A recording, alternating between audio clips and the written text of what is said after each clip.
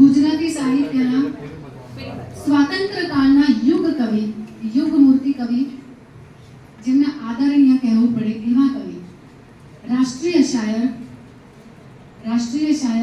ઝવેરચંદ મેઘાણીની જન્મતિથિ નિમિત્તે આજે આપણે આપણી કોલેજમાં SLU કોલેજ ગુજરાતી વિભાગ તથા અખિલ ભારતીય સાહિત્ય પરિષદ કર્ણાવતી મહાનગર એકમના સંયુક્ત ઉપક્રમે આપણે પહાડનું બાળક એવા વિષય હેઠળ આપણી સામે વક્તા તરીકે જે ઉપસ્થિત છે આદરણીય લોક સાહિત્યકાર શ્રી અરવિંદભાઈ બારોટ સાહેબ, એમનું આપણે જોરદાર તાળીઓથી સ્વાગત કરીએ છીએ. આપણા કાર્યક્રમની શરૂઆત આપણે માં સરસ્વતીના એક શ્લોકથી કરીએ. આમ જાદવ દીપિકા.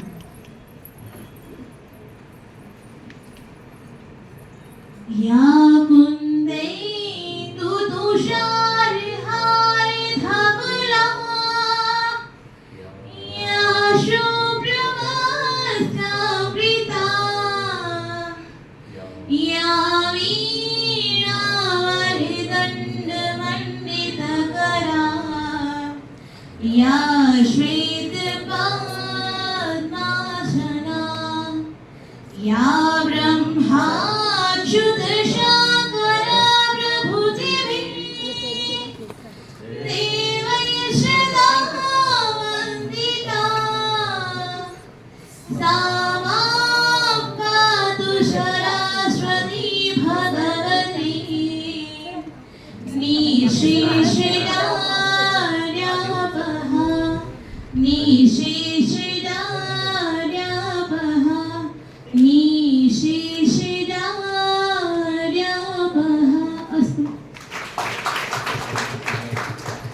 માં શારદાને સ્મરણ કરીએ અને આપણા કાર્યક્રમને આપણે વેગ આપીએ. આ કાર્યક્રમ એવા સાહિત્યકાર માટે આપણે યોજ્યો છે અને આજે એવા જ લોક સાહિત્યકાર આપણી સામે ઉપસ્થિત છે. ત્યારે મને સરસ એક શેર સ્નેહી પરમારનો આપ સૌને કહેવાનું મન થાય કે મારે કોઈ એવી વિધિ કરવી છે, મારે કોઈ એવી વિધિ કરવી છે, આંખોને બસ આંસુ પીતી કરવી છે, આંખોને બસ આંસુ પીતી કરવી છે. ને જે માને છે નાનો માણસ પોતાને, જે માને છે નાનો માણસ પોતાને, એની નીચે નાની લીટી કરવી છે. તો એવી અમારી આ સંસ્થા કે જ્યારે કોઈ પણ વ્યક્તિ, કોઈ પણ સંસ્થા આ હંમેશા એક પોતાનું શિસ્ત જાળવતી હોય એ રીતે નાના માણસની મોટો કેવી રીતે કરાય સ્નેહી પરમારના આશય દ્વારા આપણને જાણવા મળે. આ એવા સાહિત્યકાર જેની આપણે આ ઉજવણી કરવા જઈ રહ્યા છે ત્યારે SLU કોલેજમાં હું સ્વાગત કરું છું. સૌ પ્રથમ તો આજના આપણા વક્તા શ્રી અરવિંદભાઈ, આપણા ગુજરાત કેળવણી મંડળના સોમભાઈ પટેલ સાહેબ, આપણા આચાર્ય શ્રી, જોરદાર તાળીઓ પાડીશું આપણે, શૈજાબેન ધ્રુવ, ગુજરાતી વિભાગના અધ્યક્ષ અર્ચનાબેન પંડ્યા અને મારા બધા જ અખિલ ભારતીય સાહિત્ય પરિષદ કર્ણાવતી મહાનગર એકમના બધા જ મિત્રો સામે ઉપસ્થિત છે. ત્યારે આ કાર્યક્રમ માટે આવકાર શબ્દો માટે હું સૌ પ્રથમ કોલેજના કાર્યકારી આચાર્યશ્રીને વિનંતી કરું આવકાર ભાવ.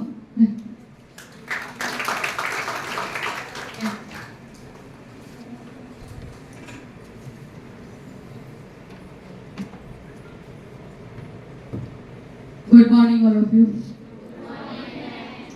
नमस्कार.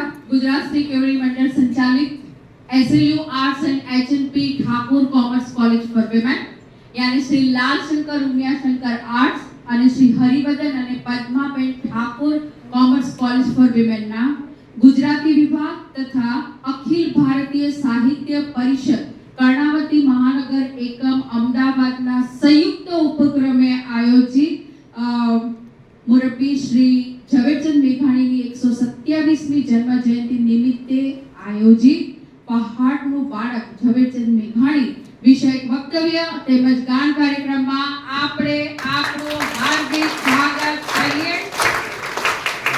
જોરદાર તાળીઓ સાથે આપણે કામના કરીશું. અરવિંદભાઈ, આ એક સુપર સમન્વય છે કે ઝવેરચંદ મેઘાણીની પણ જન્મ તારીખ જોઈએ તો 28 ઓગસ્ટ અને આપની પણ 28 ઓગસ્ટ. ઝવેરચંદ મેઘાણી માટે આપણા ગાંધીજીએ એમને રાષ્ટ્રીય શાયર તરીકે સુપ્રસિદ્ધિ કરેલા, કારણ કે ગોળમેજી પરિષદ પછીનું જે આખું એમનું જે ઘટનાક્રમ રહ્યો હતો ઝવેરચંદ મેઘાણી, ત્યારથી હું એવું માનું છું કે એના અનુસંધાન અમારી કોલેજ એટલે કે SLU કોલેજ એ 1920માં સ્થાપિત થઈ છે મહાત્મા ગાંધીજીના આશીર્વાદથી.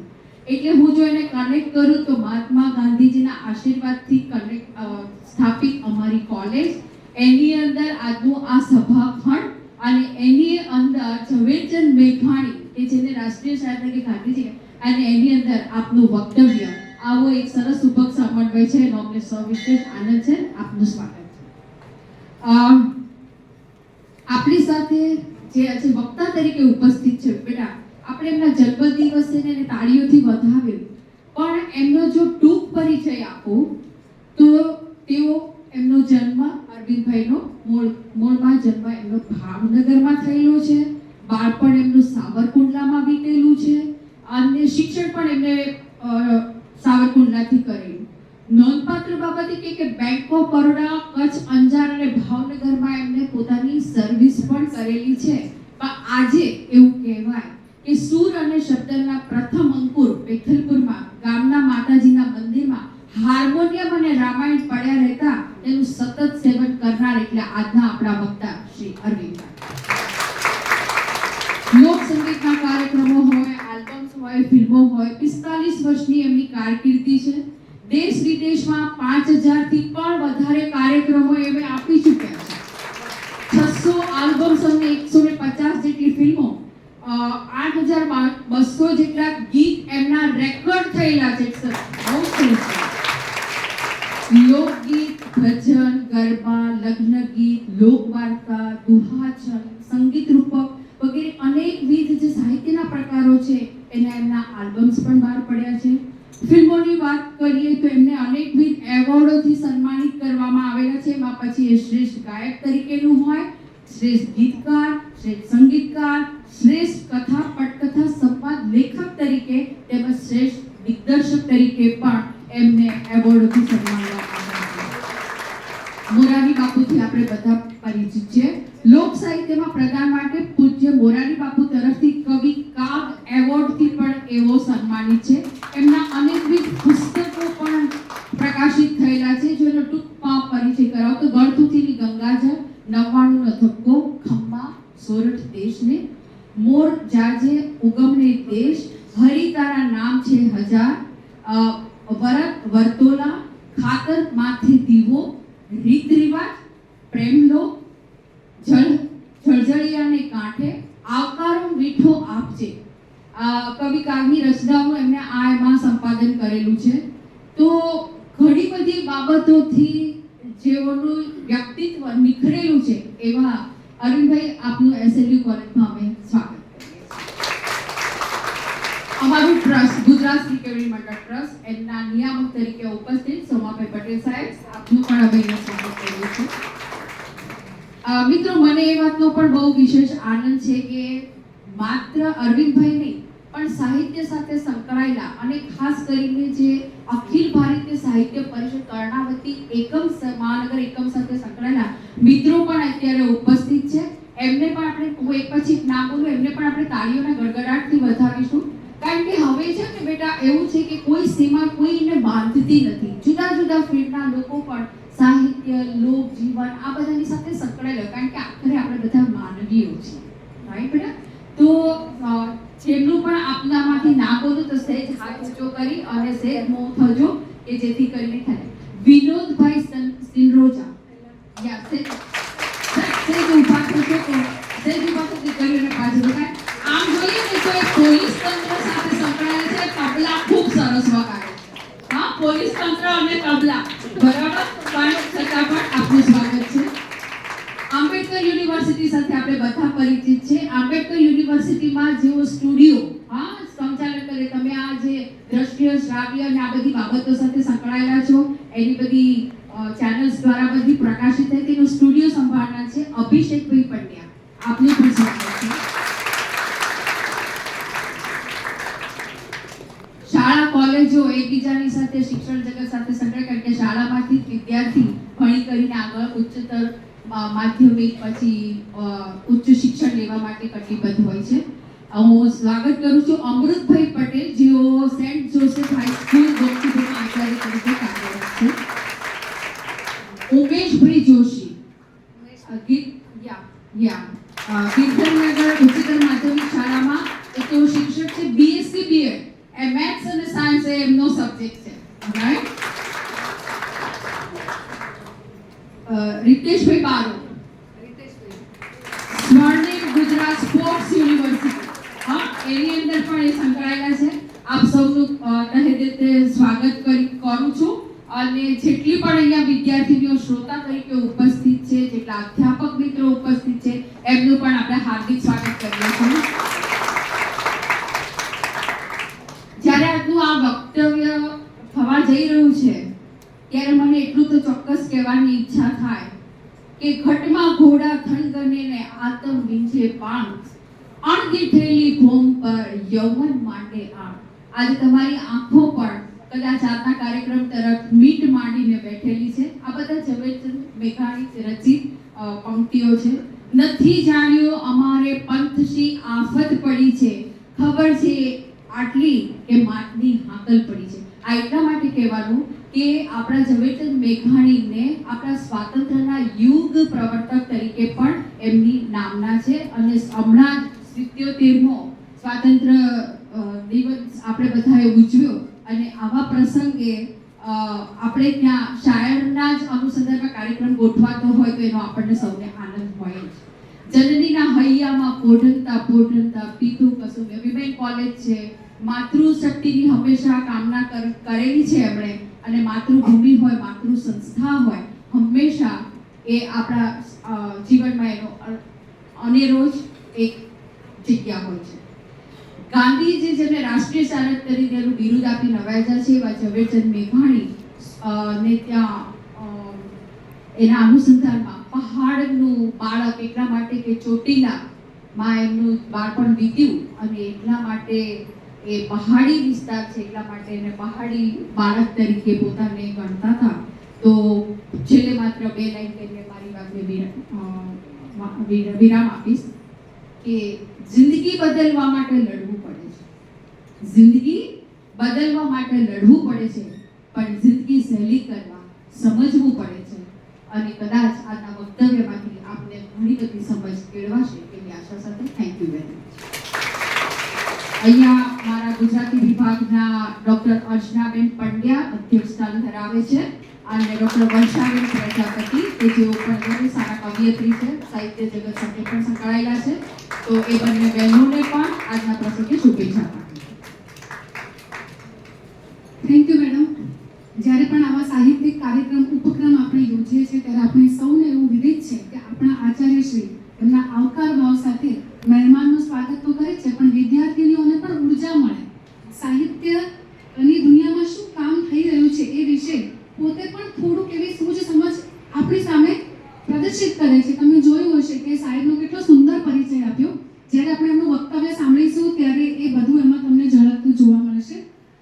આપણા આજના મુખ્ય વક્તા અરવિંદભાઈનું સ્વાગત આપણી કોલેજમાંથી આપણે કરવાના છીએ. ત્યારે હું આચાર્યશ્રીને વિનંતી કરું કે નાનકડી એવી ભેટથી આપણે એમનું સ્વાગત કરીએ, અને આપણે સૌ તાળીઓથી વધાવી દઈએ. હું તો ધરાનો હાસ છું, હું પુષ્પનો પ્રવાસ છું.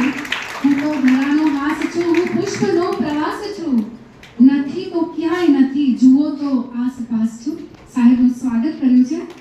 અખિલ ભારતીય તરફથી પણ આપણે સાહેબનું અભિવાદન કરીશું. પુષ્પ અને આપણા અખિલ ભારતીયના મિત્રોને આપણે અહીંયા સ્ટેજ પાસે આવવા વિનંતી કરીએ છીએ કે સાહેબને સ્વાગત કરે. પટ્ટો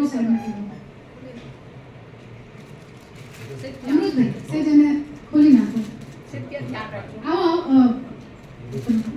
કોઈ અભિષેકભાઈ, આપણે અહીંયા રીતેશભાઈ, અભિષેકભાઈ, અમૃતભાઈ, ઉમેશભાઈ, અને જે ઉપસ્થિત નથી રહી શક્યા એવા પરીક્ષિતભાઈ, જયમલભાઈ, ખ્યાતિબેન,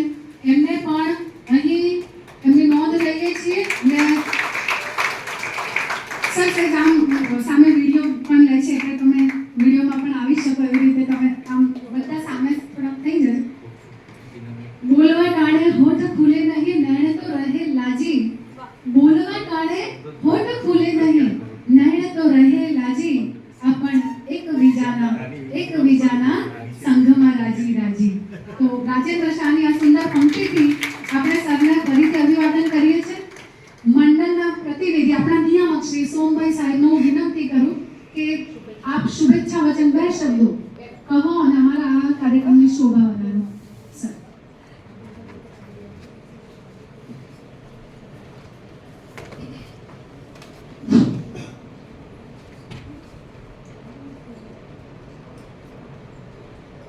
મારી સાથે અને મારી સામે બેઠેલા મારા પરિવારના અહીંયા ઉપસ્થિત તમામ ભાઈઓ અને મારી વિદ્યાર્થી બહેનો, સરસ મજાનો દિવસ ગોઠવાયો છે. સ્વર્ગસ્થ ઝવેરચંદ મેઘાણી અને આપણા આજના મહેમાન એ બંનેનો જન્મદિવસ.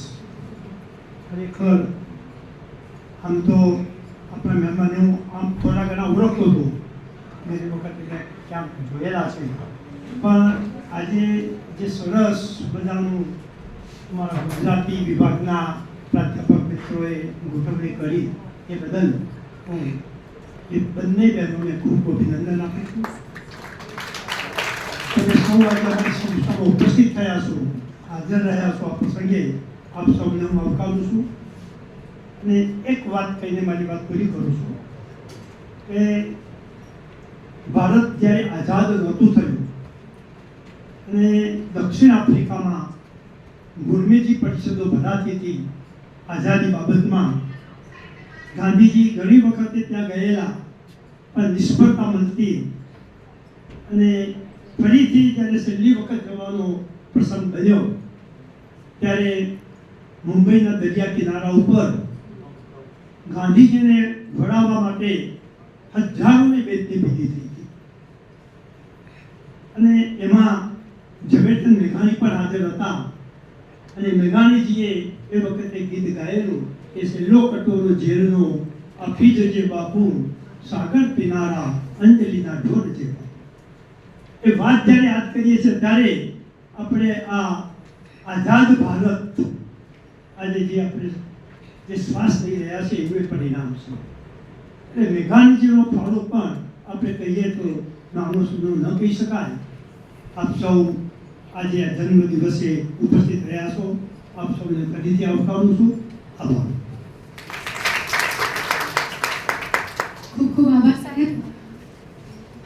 આમ તો આપણો સમય થોડોક વધારે આપણે બચાવવો છે આપણા વક્તાને, એટલે અમારા અખિલ ભારતીયના મિત્રો સાથે વાત તો થઈ હતી, પણ હવે હું એક જ વાક્યમાં ક્ષમા સાથે મારા મિત્રોને ક્ષમા સાથે કહું છું કે અખિલ ભારતીય સાહિત્ય પરિષદ વર્ષ દરમિયાન જુદી જુદી જે પ્રવૃત્તિઓ કરે છે એમાં આવી વિદ્યાર્થી શિબિર, વર્કશોપ, અધ્યાપકો માટે અને ખાસ તો જે સાહિત્યિક કાર્યક્રમો કરે છે, વિમોચન પ્રસંગ જેમ કે કોઈ પુસ્તક પ્રકાશિત થયું હોય તો એના વિમોચન કાર્ય પણ કરે છે, વાર્ષિક અધિવેશન પણ જુદા જુદા રાજ્યોમાં થતા રહે છે. આ એકમ માત્ર અમદાવાદ પૂરતું નથી, આ ભારતભરમાં જુદા જુદા રાજ્યોમાં આ એકમ સ્થાપિત છે. આપણા ગુજરાતમાં પણ જેમ પાટણમાં પણ છે, આપણા અમદાવાદમાં છે, સૌરાષ્ટ્રમાં પણ છે. તેમાં આવી રીતે જુદા જુદા પ્રતિનિધિઓ પોતપોતાની રીતે સાહિત્યિક કાર્યક્રમો યોજીને યોગદાન આપે છે. એટલે આટલી વાત કરી અને હવે કવિ ઝવેરચંદ મેઘાણીની બહુ સુંદર પંક્તિ, આમ તો સરનો પરિચય તો આપણે લીધો છે, મેડમે આપ્યો છે કે જાગો જગના ક્ષુધાર્ત, જાગો દુર્બલ અશક્ત, જાગો જગના ક્ષુધાર્ત, જાગો દુર્બલ અશક્ત, इंसाफी तख्त पर कराल काल जागे, भेदो सौ रूढ़ी बंद आंखों खोलो रे अंध, भेदो सौ रूढ़ी बंद आंखों खोलो रे अंध, नौतम दुनियानो स्वर्ण सूर्योदय लागे, पृथ्वीना जीर्ण पाय आंसूडे साफ थाय, रक्ते धोवाय जालिमोना दળ भागे, जागो जगना गुलाम देखाए दिव्य धाम, इंसाफी तख्त पर कराल काल जागे, देवा दुष्टों ने दंड घोर काल जागे. ઝવેરચંદ મેઘાણીની સ્મૃતિ કરીએ છીએ આજે આપણે. મેડમે જે રીતે પરિચય આપ્યો છે એમાં એક પરિચયને હું પૂર્તિ કરી અને સાહેબને આવકારું છું. તમે એમણે જ્યારે પુસ્તકોના નામ કહ્યા ત્યારે એક સુંદર પુસ્તકનું નામ તમે સાંભળ્યું, તમારા કાને પડ્યું હશે, જળજળિયાને કાંઠે.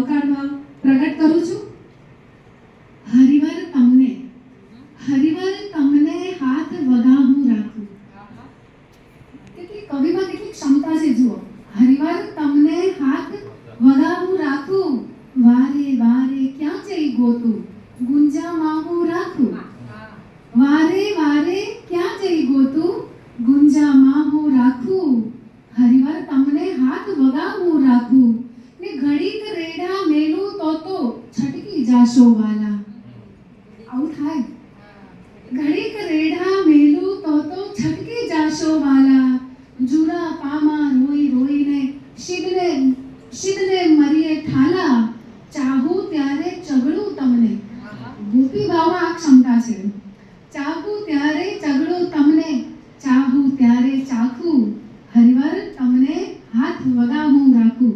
કે જે હરિવરને હાથ વગા રાખે છે એવા આપણા આજના લોક સાહિત્યકાર, સંગીતકાર, કવિ શ્રી આદરણીય અરવિંદભાઈ બારોટ સાહેબને આપણે વિનંતી કરીએ કે વ્યાખ્યાન માટે અને ગામ સાથે આપણી સામે રજૂ કરે. કોલેજના મિત્રો પણ પાછળ બેઠા છે. કંદરભાઈ, ભરતભાઈ, સોનલબેન, ડામોર સાહેબ પણ બેઠા છે, હિનાબેન બેઠા છે, અમારા મુકેશભાઈ પણ બેઠા છે. થોડાક મિત્રો જો આગળ આવી જશે તો તમને મજા પડશે. Okay okay. તો આદરણીય સાહેબને વિનંતી કે પોતાનું વક્તવ્ય અને ગાન સરસ રીતે આવશે.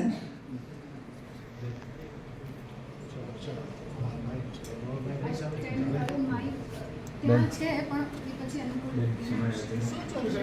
સ્ટેન્ડ વાળો માઈક હું આશીષભાઈ પૂછી લઉં ત્યાં સુધી આપ શરૂ કરો. આશીષ બોલો. હા. બીઝી રહે. હા, હા. એ વાત કરું છું. ચાલુ જ રહો. આશીષ બોલો. હા, ઠીક છે. આશીષભાઈનો બોલો. હા, બોલો. બાજુમાં જશો. Yes, stand. ક્ષમા યાચના કરું છું, પણ સ્કૂલનું 10 વાગે પાછું પહોંચવાનું છે અને તમારા જેવા જ વિદ્યાર્થીઓ વાટ જોઈ રહ્યા છે.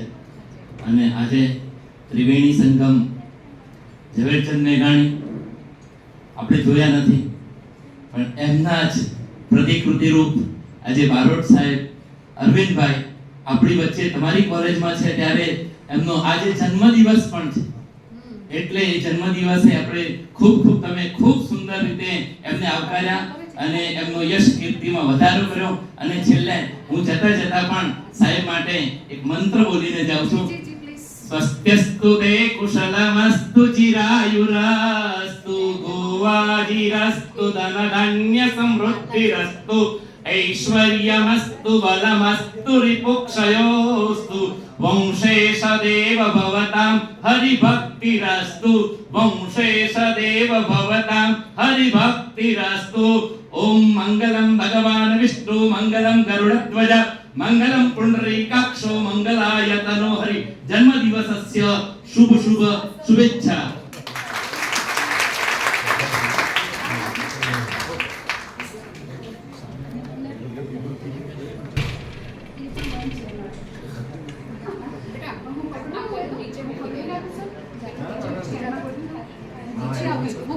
તમે શરૂ કરો સર.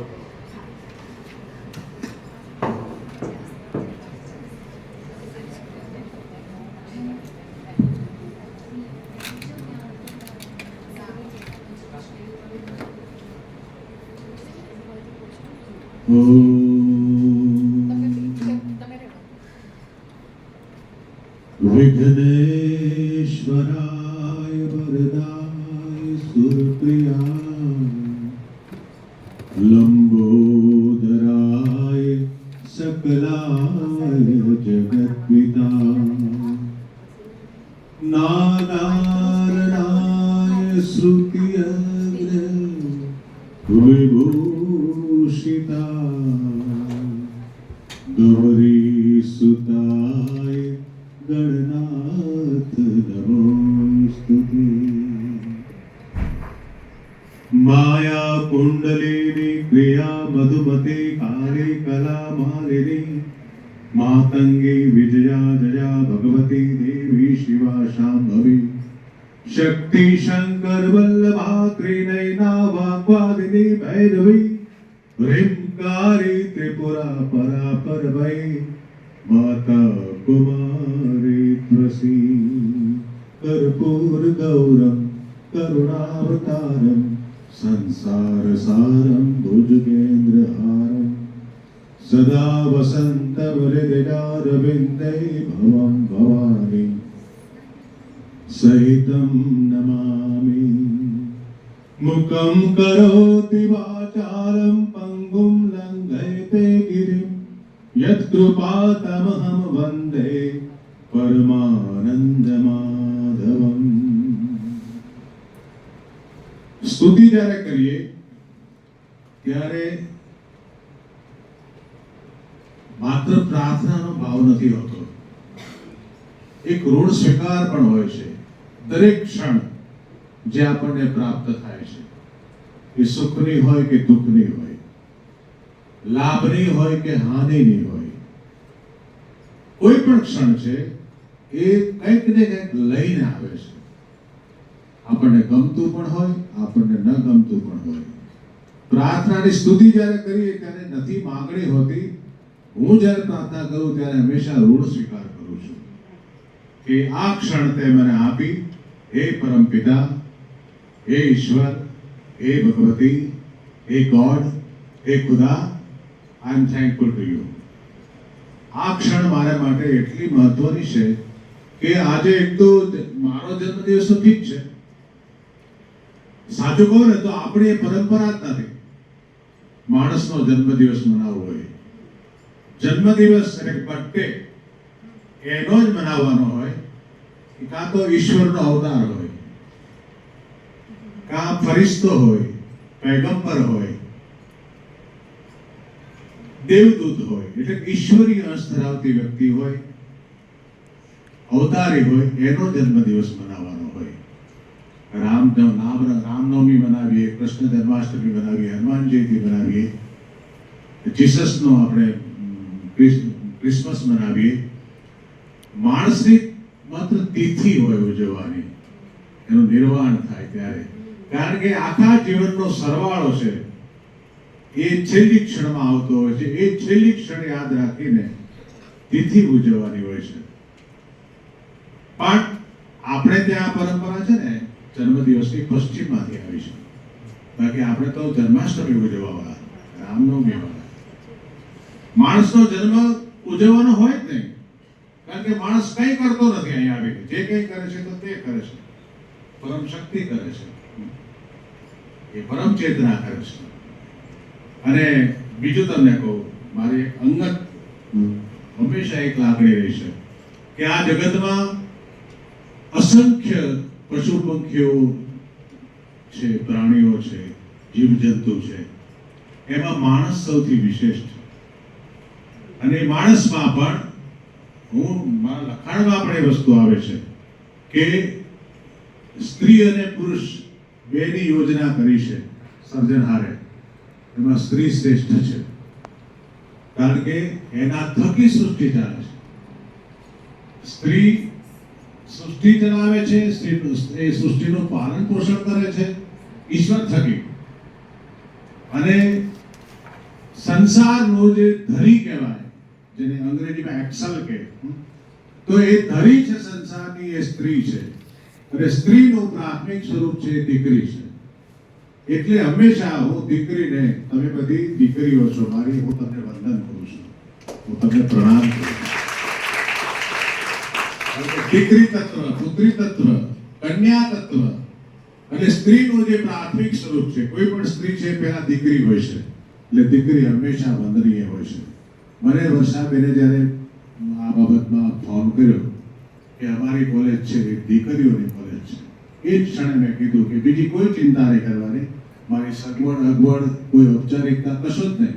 દીકરીઓની સામે મને બોલવાની બહુ મજા આવશે, કારણ કે એને હું મારી એક ધન્યતા ગણું છું. દીકરીઓ મને સાંભળે એ જ મોટી વાત છે, કારણ કે દીકરી, હું શક્તિ ઉપાસક છું, માતાજીની પૂજા કરું છું. મારા માટે આટલી બધી શક્તિઓ બધી સામે હોય તો મેં હમણાં જે સ્તુતિ કરીને માયા કુંડલીની ક્રિયા મધુમતી કાલી કલા માલિની, એ તમારા માટે હતી. તમને હું માતાજી ગણું છું, તમને હું શક્તિ ગણું છું. એટલે મારા માટે ધન્યતા, હું આભાર માનું છું વર્ષાબેનનો, આચાર્ય સાહેબાનો, કે એને મને તમારી માતાજીના મંદિરમાં, હું મારો ઉછેર માતાજીના મંદિરમાં થયો છે. એ તો મારી જે વિગતો છે જાહેરમાં એમાં લખ્યું છે.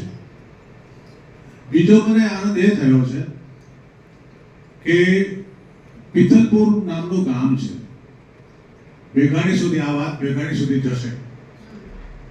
પિથલપુર એટલે દરિયાકાંઠે તળાજા તાલુકામાં ગોપરાત પાસે પિથલપુર નામનું ગામ છે. મારું બાળપણ ત્યાં વીત્યું. હવે ગામડાની નિશાળ હોય,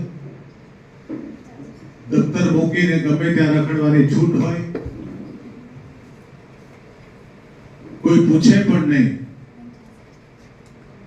કે ભાઈ દફતર મૂકીને આ ભાઈ ક્યાં ગયા છે. હું આખો દિવસ નિશાળમાં થોડું ભણવું હોય તો ભણો, નહીંતર બાકી મંદિરમાં હો. માતાજીનું મંદિર છે ત્યાં એટલા માટે હો, એક તો માતાજી છે, બીજું ત્યાં એક હાર્મોનિયમ કાયમ પડ્યું રહેતું. આવું એક ટેબલ હતું ઊંચું આટલું, આટલા ટેબલ ઉપર એક હાર્મોનિયમ રહે, એક રામાયણ, તુલસીકૃત રામાયણ. આ બે વસ્તુ ખુલ્લી પડી હોય, જેને જે ઉપયોગ કરવો હોય તે કરે. હું જ્યારે 5મું ભણતો હતો ત્યારે રામાયણ મેં 3 વાર વાંચી, આખી રામાયણ 3 વાર વાંચી. ત્યાર પછી મેં ક્યારેય વાંચી નથી કે નથી આખી સાંભળી. મોરારી બાપુ સાથે બહુ નિકટનો નાતો છે, પણ તો એમની કથા મેં આખી ક્યારેય સાંભળી નથી. કારણ કે નાનપણમાં જે વાંચેલી છે હજી મને એવી ને યાદ છે. હાર્મોનિયમ હું ત્યાં શીખ્યો. એમાં એ મંદિરમાં આરતીમાં પણ ઝાલર હું વગાડતો, આરતી હું ગાતો. પણ મને એટલા માટે આ બધું આજે કહું છું, એટલા માટે નહીં કે મારી વાત છે, પણ માતાજીના મંદિરમાં જે રોજ સવાર સાંજ દીવો થાય ને, એ દીવા માટેનું ઘી જેને ત્યાંથી આવતું હતું, એ વજીરભાઈ, લવજીભાઈ જીવરાજભાઈ અમારા ખોજા હતા, અમારા ગામના. એને ઘીનો વેપાર હતો. માતાજીના મંદિરમાં દીવા માટેનું ઘી આખી જિંદગી 3 પેઢી સુધી એ ખોજાની દુકાનેથી આવ્યું છે. શ્રીફળ અને અગરબત્તી એ મહેમાનની દુકાનેથી આવતું હતું. આ લોકો આજે બધા કહે છે ને કે આસ્થા છે, ધાર્મિકતા છે, એ દરેકની અંગત બાબત છે. એવું નથી, અંગત બાબત નથી. સાથે ઉછર્યા હોય, સાથે જીવ્યા હોય ને, ત્યાં ધર્મ સિવાય પણ એક બાબત હોય છે, અને એ હોય છે કર્તવ્યની, લાગણીની, બંધનની. અને એવા બંધનોમાંથી હું ઉછરીને મોટો થયો છું. એટલે આજે જે બધા જ પ્રકારની દીકરીઓનો જોઉં છું ને, મને વિશેષ આનંદ એ થાય છે કે મારું પિથલપુર જાણે મને આજે પાછું નજર સામે મળ્યું હોય, એવી એક ફિલિંગ મને થાય છે.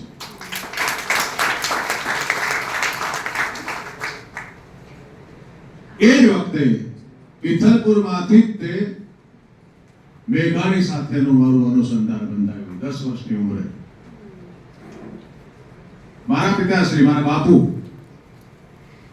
એ બહુ સરસ વાર્તા કરતા, બહુ સારી વાત માંડતા, અને પ્રચંડ એકદમ પહાડી અને બુલંદ અવાજ હતો એમનો. અત્યારે જે માઇક છે ને, આ માઇક તો આપણે સ્કૂલનું છે અને કોલેજનું છે, પણ જે પ્રોફેશનલ માઇક હોય, મોંઘા માઇક હોય, કે જેમાં અમે રોજ કાર્યક્રમમાં ગાતા હોય, એવા માઇકનું અસ્તિત્વ જ નહોતું. માત્ર માઇક વગર ગાવાનું હોય. એ વખતે મારા બાપુ એટલે મારા પિતાશ્રી ગાતા હોય તો અભરાઈ ઉપર જે વાસણો માંડ્યા હોય, એ વાસણો ધ્રુજીને નીચે પડતા, એવા વાઇબ્રેશન. મારા બાપુ જ્યારે ગાતા હોય બુલંદ અવાજે, ત્યારે અભરાઈના વાસણો, થાળી, વાટકા અને ગ્લાસ નીચે પડતા હતા. એવો બુલંદ અવાજ હતો, અને આડોશ પાડોશના 5-10 ઘર સુધી સંભળાય. અને એ સૌરાષ્ટ્રની રદ્દાર ને એ બધું મારા ઘરમાં હતું. મારા બાપુ વાર્તા સરસ કહેતા, એ બધું મને મળ્યું છે. પહેલા મને આ બધું લોક સાહિત્ય, જીવનનું સાહિત્ય, કારણ કે લોક સાહિત્ય જીવનનું સાહિત્ય છે. પહેલા જીવન હોય, પછી શાસ્ત્ર હોય. પહેલા લોક હોય, પછી સમાજ હોય. પહેલા લોકગીત હોય, પછી કવિતા હોય. પહેલા બાળકોની વ્રતની એ બધી કથાઓ હોય, પછી નવલકથા આવે, પછી ટૂંકી વાર્તા આવે. કારણ કે every folk song is mother of every poetry, and every folk tale, લોકવાર્તા, is father of every fiction. દુનિયાનું તમામ સાહિત્ય છે, એના મૂળમાં કોણ છે? લોક છે. લોક કોણ છે? ગામડામાં રહેતું એ, જે ભણેલા નથી, જેને પેન લઈને કાગળ ઉપર લખ્યું નથી, માત્ર અંદરથી આવ્યું છે, કંઠસ્થ, વોકલ ટ્રેડિશન જેને કહેવાય. એ કંઠ પરંપરામાં દીકરી, માં છે એ દીકરીને શીખવે, દીકરી એની દીકરી શીખવે, જે એની દીકરીને એ શીખવે, એમ દીકરીઓ મારફત, દીકરાઓ મારફત આ સાહિત્ય પરંપરામાં ઉતરતું આવ્યું છે. એ લોક સાહિત્ય છે. અને આપણા જીવનનો સામાજિક ઇતિહાસ, આપણે કોણ હતા, આપણી પરંપરા શું હતી, આપણે કેવી રીતે રહેતા હતા, આપણો ખોરાક શું હતો, આપણો પહેરવેશ શું હતો, આપણા રીત રિવાજ શું હતા, એનો સ્ટેપ બાય સ્ટેપ તબક્કાવાર ઇતિહાસ હોય તો લોક સાહિત્યમાં હોય છે. આજે આપણું જે સાહિત્ય છે ને એ તો હમણાંનું છે, અને મોટા ભાગની આ કેટલાક સ્વરૂપો પશ્ચિમમાંથી આવેલા છે, આપણા સ્વરૂપો નથી આવ્યા. આપણું મુખ્ય સ્વરૂપ છે એ તો હવે ભૂલાતું જાય છે. એટલે જ મેં હમણાં કેટલાક વખતથી મેં ફિલ્મોનું કામ છોડી દીધું છે. એટલા માટે કે મેં નાનપણથી જે ભેગું કર્યું છે, કેટલું મારી પાસે પડ્યું છે, એ એમને રહી જશે અને મને એનું પાપ લાગશે. કારણ કે નાનપણથી હું બધું ભેગું કરતો આવ્યો છું. એ રાસડા હોય, લગ્ન ગીતો હોય, ભજનો હોય, ધોળ હોય, કીર્તન હોય, વાર્તાઓ હોય, ઓઠા હોય, તો આ બધું જે હું કરું છું એ મારું નાનપણથી આજ સુધીમાં ભેગું કરેલું. મારી પાસે 2 કબાટ ભરીને ફાઇલો છે, એમાં મારું બધું આ નોંધ છે બધી. એ પુસ્તક રૂપે એ હંમેશા હું આપની સામે બોલું છું. આમાં મેઘાણીની વાત ક્યાં આવે? કારણ કે હું એ જ કહું છું કે આ જે બધું છે એ જો મેઘાણી ના હોત તો બધું જ ઘટાઈ ચૂક્યું હોત. આપણી પરંપરા 1921માં આજથી બરાબર 103 વર્ષ પહેલા, 2 વર્ષ પહેલા મેઘાણીને ભાન થયું કે આ હું કલકત્તામાં મેઘાણી કલકત્તામાં નોકરી કરતા હતા, એલ્યુમિનિયમના કારખાનામાં મેનેજર હતો. ત્યાંથી એમને વતન સાંભળ્યું, સૌરાષ્ટ્ર સાંભળ્યું, ગુજરાત સાંભળ્યું કે હું અહીં કલકત્તામાં ટીચર્સ નોકરી કરીશ, પણ જે ત્યાં બધું મને જે બોલાવે છે ધરતીમાંથી એ હું ક્યારે એના માટે હું ક્યારે કામ કરીશ. 1921માં મેઘાણી જે કાગળ લખે છે કે હવે મને એ નથી ગમતું, એના શબ્દો જુદા છે, પણ મને ગોધોલીનો સમય, એ ગાયની ડોકે બાંધેલી ઘૂઘરીઓ, એ ગાયના ભમરવાનો અવાજ, એ પ્રભાતના ભમરવાનો અવાજ, એ મંદિરની ઝાલરનો અવાજ, એ પ્રભાતિયા, એ રાતના રામસાગર ઉપર ગવાતા ભજનો, એ ગોવાળિયાના પાવા, આ બધું મને બોલાવે છે. અને એ સાદ સાંભળીને મેઘાણી છે 1921માં કલકત્તાથી પાછા આવે છે.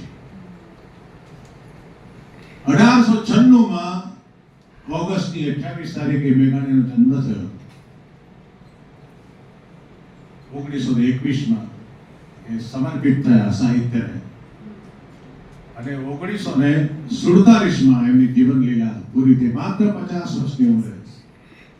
હવે તમે જુઓ, 1896માં જન્મેલા 1921 સુધી તો સાહિત્યથી દૂર હતા.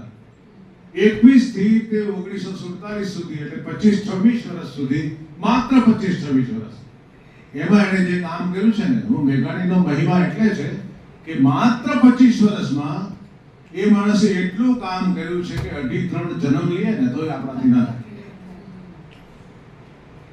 ગામડે ગામડે ફરી ફરીને અનેક સ્ત્રીઓને મનાવીને પટાવીને એની પાસેથી ગીતો કઢાવ્યા.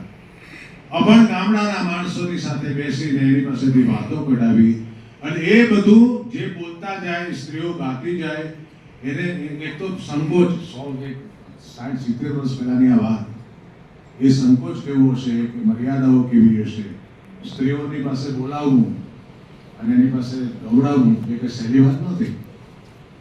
અને એ બધું એણે સ્ત્રી ગાતી જાય અને મેઘાણી પેન્સિલથી નોટમાં લખતા જાય.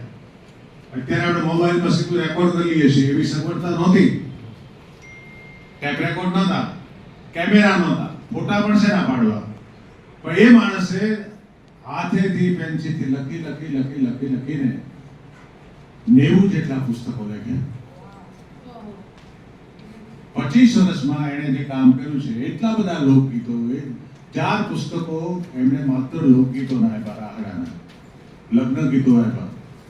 4 પુસ્તકોમાં વાર્તાઓ આપી, બીજા 5 પુસ્તકોમાં પાર્વતીયાઓના, સુરવીરોના, ભક્તોના, એ બધાના ચરિત્રો આપ્યા. એમણે એટલું બધું કામ કર્યું છે કે એટલું કામ આજના સમયમાં પણ કોઈથી થઈ શકે નહીં. એ યુગ કર્મ જેને કહેવાય એટલે જ મેઘાણીને યુગ મૂર્તિ કહેવાય છે. કારણ કે એમણે યુગને જીલ્યો છે. એ વખતે જો મેઘાણી ન થયા હોત તો આપણી સંસ્કૃતિ, આપણી પરંપરા લગભગ નષ્ટપ્રાય થઈ હોત. અને મિત્રો, દીકરીઓ, વડીલો, એક વસ્તુ આપને હું કહી દઉં. આપ જાણો જ છો કે કોઈ પણ સમાજ, કોઈ પણ પ્રજા કે કોઈ પણ રાષ્ટ્ર તો જ ટકી શકે આ કાળની થપાટ સામે કે જો એની પાસે સમૃદ્ધ અને મજબૂત સંસ્કૃતિ હશે, પરંપરા હશે. 1000 વર્ષની આ ગુલામી, 11મી 12મી સદીથી આ દેશ સતત ગુલામ રહ્યો છે. વિદેશી પ્રજાઓ આવી છે, છતાં ટકી રહેવાનું કારણ શું છે કે અહીંની સંસ્કૃતિમાં જેવું તત્વ છે કે નકરી મીઠાશ છે, સ્વીકાર છે, પ્રેમ છે, કરુણા છે, લાગણી છે, ઉતાપણું છે. એ ક્યાંથી આવ્યું છે? એ પરંપરાથી આવ્યું છે. પરંપરા ક્યાંથી આવી છે? સંસ્કૃતિમાંથી આવી છે.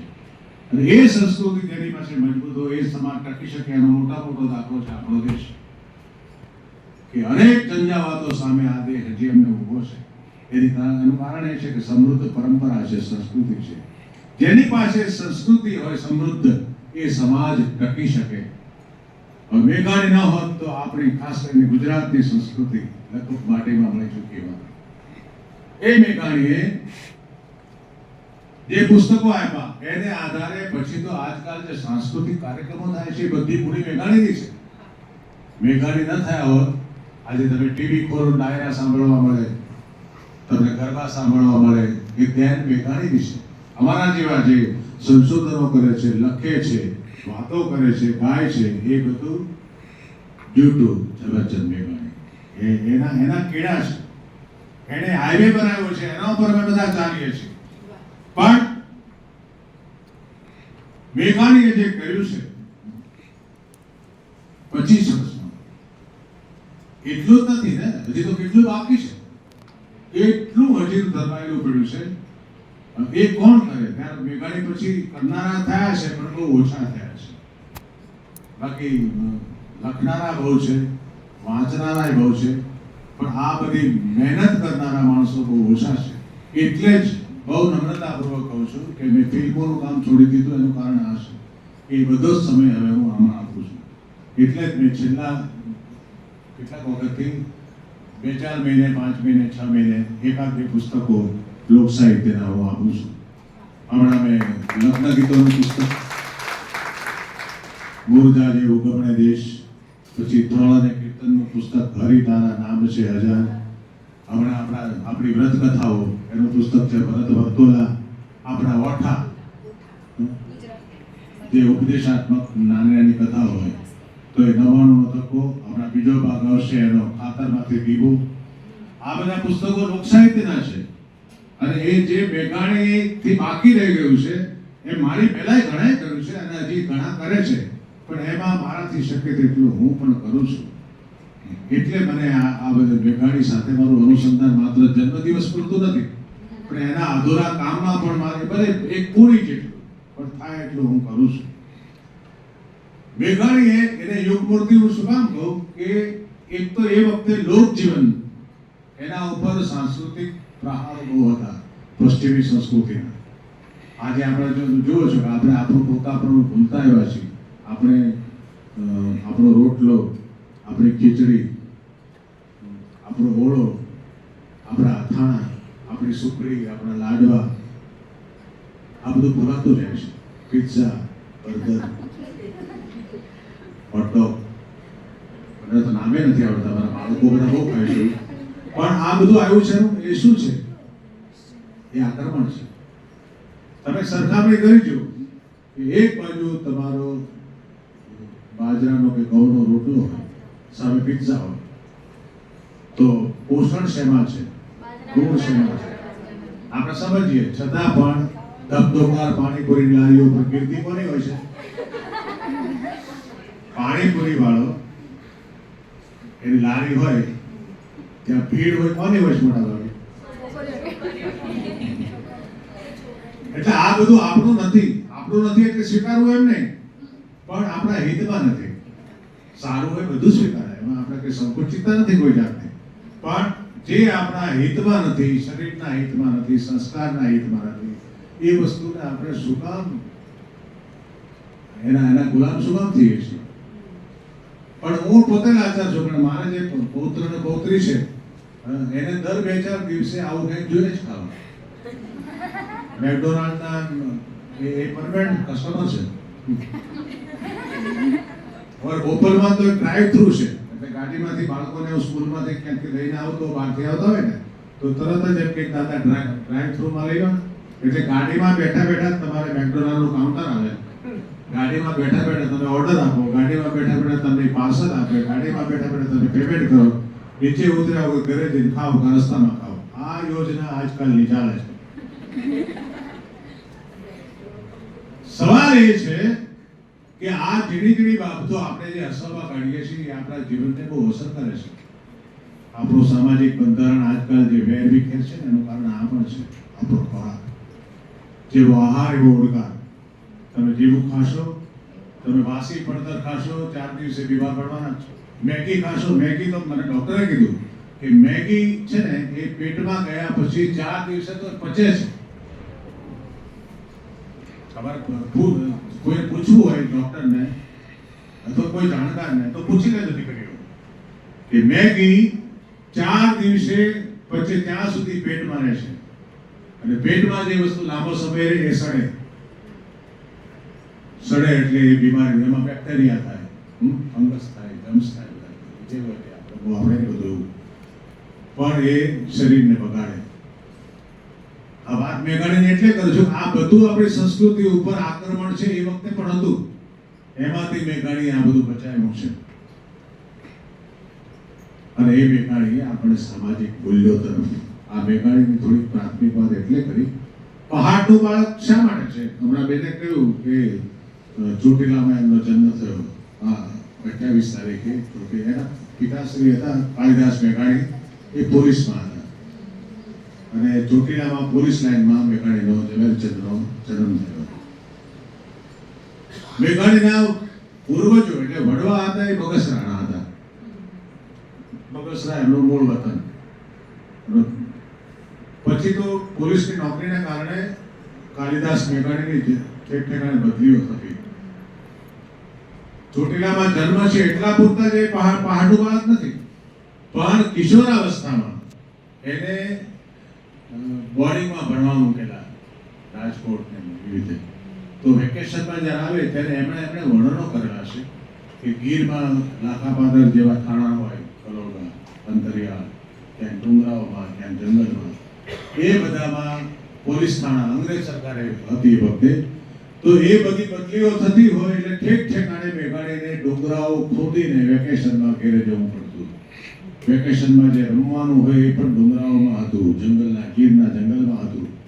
એટલે એનો ઉછેર જ શેલ નદી, શેત્રુંજી નદી, સાતલની નદી, દાતરવડી નદી, આ બધી નદીઓના પાણી એને પીધા છે. એટલે જ મેઘાણીએ લખ્યું છે કે પાયામાં જોઉં તો કશા નક્કર રક્ત સંસ્કાર નથી, કુલ સંસ્કાર નથી, મળે છે તો કેવલ સાતલની, શેત્રુંજી જેવી નદીઓના નીર સમીરણના લાલન પાલન.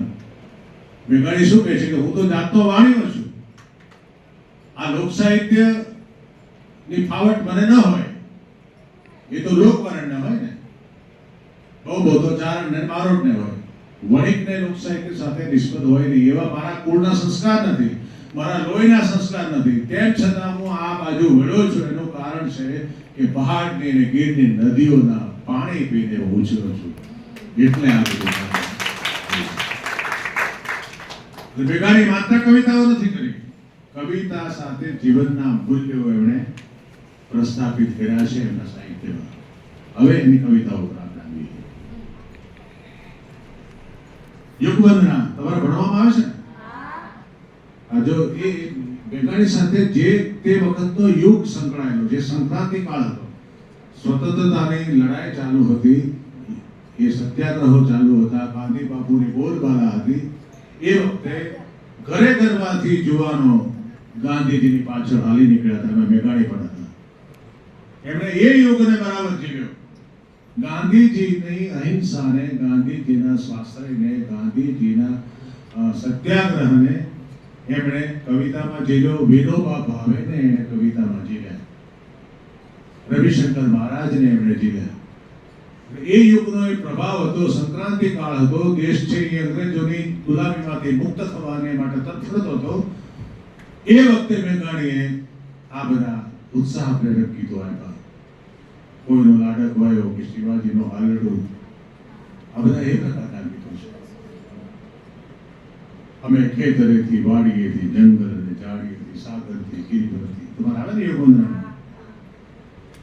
તમે જો ભણતા હો ને, તમને કોણ ભણાવે છે યોગવંદના?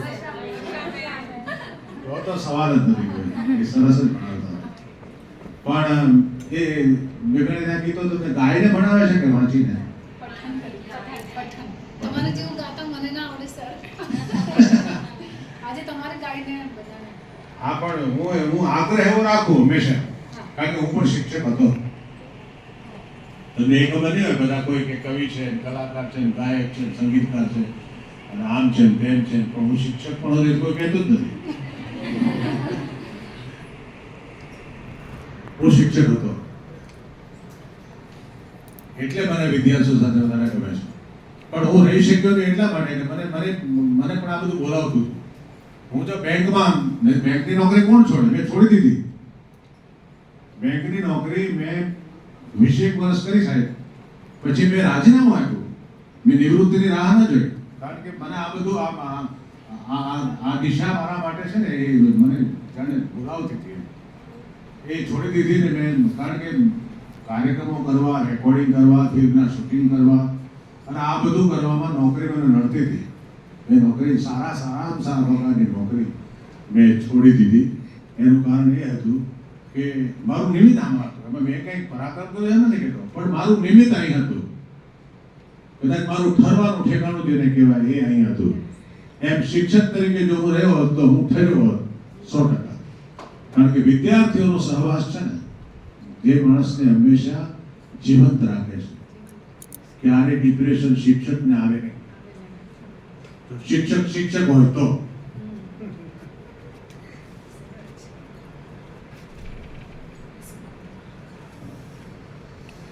હા, તો હું મેઘાણીની જે કવિતા મેં યાદ કરી એ તમને ગાઈને સંભળાવું.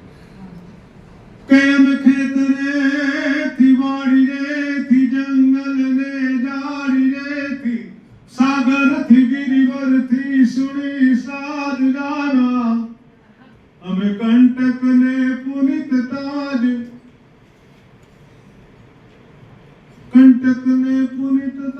પહેરી શિર પરે આજ, પીડિત દલિતોના રાજ રચવાન યારા. જો પીડિતો અને દલિતોની વાત કદાચ સૌથી પહેલી મેઘાણીએ કરી કવિતામાં. પીડિત દલિતોના રાજ રચવાન યારા, અમે જુગ જુગ કેરા કંગાલ ભાંગી, નરકોના દ્વાર દેતા ડગડેક તાલ ધરતી પર જારા. અમે નૂતન શક્તિને ભાન, નૂતન શ્રદ્ધાનું ગાન, ગાતા ખુલી જબાન નવલા સુર લાવ્યા. દેખ દેખ ઓરે અંધ કાળ સૈન્ય જારા, એ દેખ દેખ ઓરે અંધકાળ સૈન્ય આવ્યા. શું કહે છે મેઘાણી? એ તો પીડિત અને દલિતોના, જે શોષાયેલી કચડાયેલી પ્રજા છે, એમાં કોઈ ચોક્કસ વર્ગની વાત નથી, પણ જે કચડાયેલા છે તેના રાજ હવે આવશે. અને એ આવ્યું છે. તમે જુઓ, દરેક માણસના મતનો એક જે બળ છે, એક તાકાત છે, એ ધારે તે કરી શકે છે.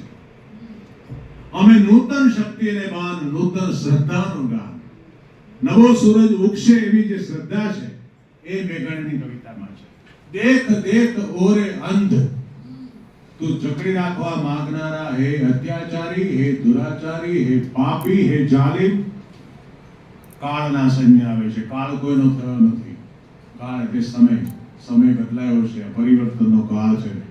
હવે સમજી જજે, હવે આ પ્રજા જાગી ચૂકી છે. આવા ગીતો મેઘાણીએ કર્યા ને પછી જ્યારે ગાંધી બાપુ ગોળમેજી પરિષદમાં જતા હતા લંડન સ્ટીમરમાં, ત્યાં તો સ્ટીમર હતું, એરોપ્લેન હતા નહીં. એ વખતે ગોળમેજી પરિષદે અંગ્રેજોનું એક છળ જ હતું સાહેબ, એક કપટ હતું. બધાને ખબર હતી કે આ પરિષદ નિષ્ફળ જવાની. મેઘાણીએ ગાંધી પોતે પણ જાણતા હતા, બાપુ પોતે પણ, ગાંધી બાપુને પોતાને ખબર હતી કે અંગ્રેજો છે એ છેતરપિંડી કરે છે, આ પરિષદનો કોઈ મતલબ નથી, આ નાટક જ છે માત્ર, જે નાટકો આજકાલ બહુ ચાલે છે.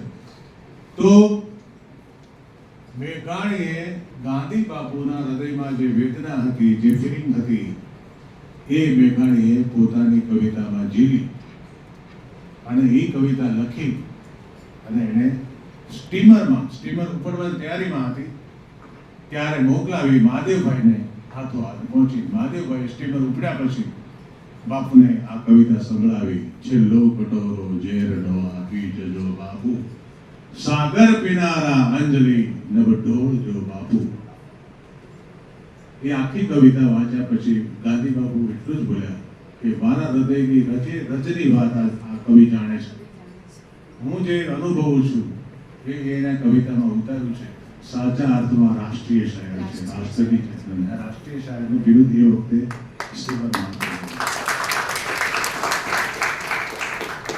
મેઘાણી રાષ્ટ્રીય શાયર હતા, મેઘાણી યુગમૂર્તિ હતા. અને બીજો એક શબ્દ એના માટે છે ધૂળ ધોયાનો. ધૂળ ધોયા એટલે શું? આજકાલની વાત નથી, પણ ઘણાને, મોટા ભાગનાને ખબર નથી હોતી ધૂળ ધોયાના શબ્દનો અર્થ શું થાય. કારણ કે આ ગામડામાં પણ ભાગ્યે જ વપરાય છે.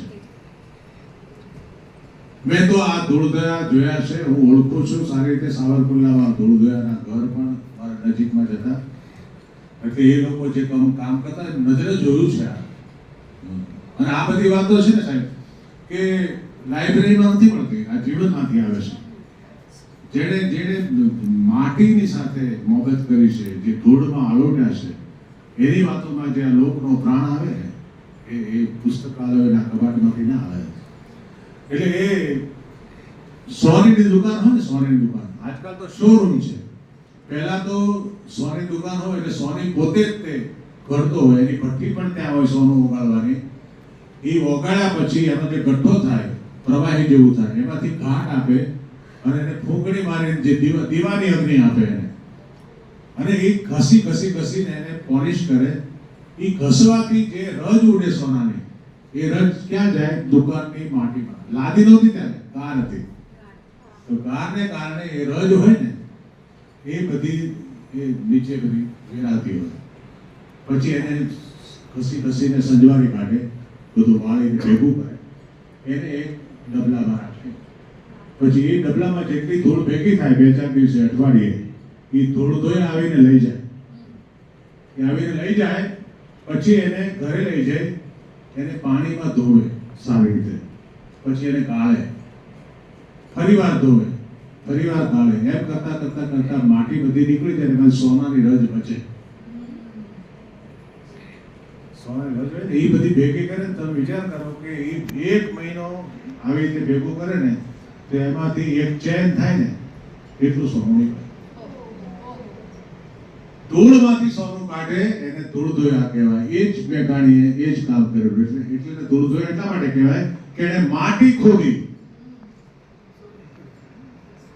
ધૂળમાંથી ધરતી ખોદીને જે દટાઈ ચૂકેલા પાત્રો હતા, દફન થયેલા પાત્રો હતા, દટાઈ ચૂકેલી કથાઓ હતી, ગીતો હતા, એને ખોદીને બહાર કાઢ્યા એટલું જ નહીં, પણ ધૂળ ધોયાની જેમ એને ચમકાવ્યા, એને ગાળી ચોળીને ધોઈને એને ચકચકિત કરીને જગતની સામે મૂક્યા કે જો આ જોગીદાસ કુમાર છે, આ કાદુ મકરાણી છે, આ નરસિંહ મહેતા છે, આ અમર દેવીદાસ છે, આ આબા ગીગા છે, આ બધી કથાઓ, આ દાના ભગત છે, આ જેસલ તોરલ છે, આ આનંદ દેવરો છે, આ માંગડાવાળો છે, આ બધા પાત્રો છે ને એને ચકચકિત કરી જગતની સામે મૂક્યા.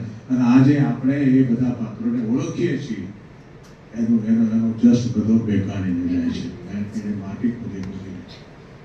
આ બધું કરવું હોય ને તો ભોગ આપવો પડે. બેકારીનું પોતાનું અંગત જીવન બહુ કરવું હતું, બહુ જ કરવું. એટલી બધી વેદનાઓ હતી એના જીવનમાં. ગૃહસ્થી પણ સ્થિર નહોતી, સંતાનોમાં પણ એને ઘણા બધા પ્રશ્નો હતા.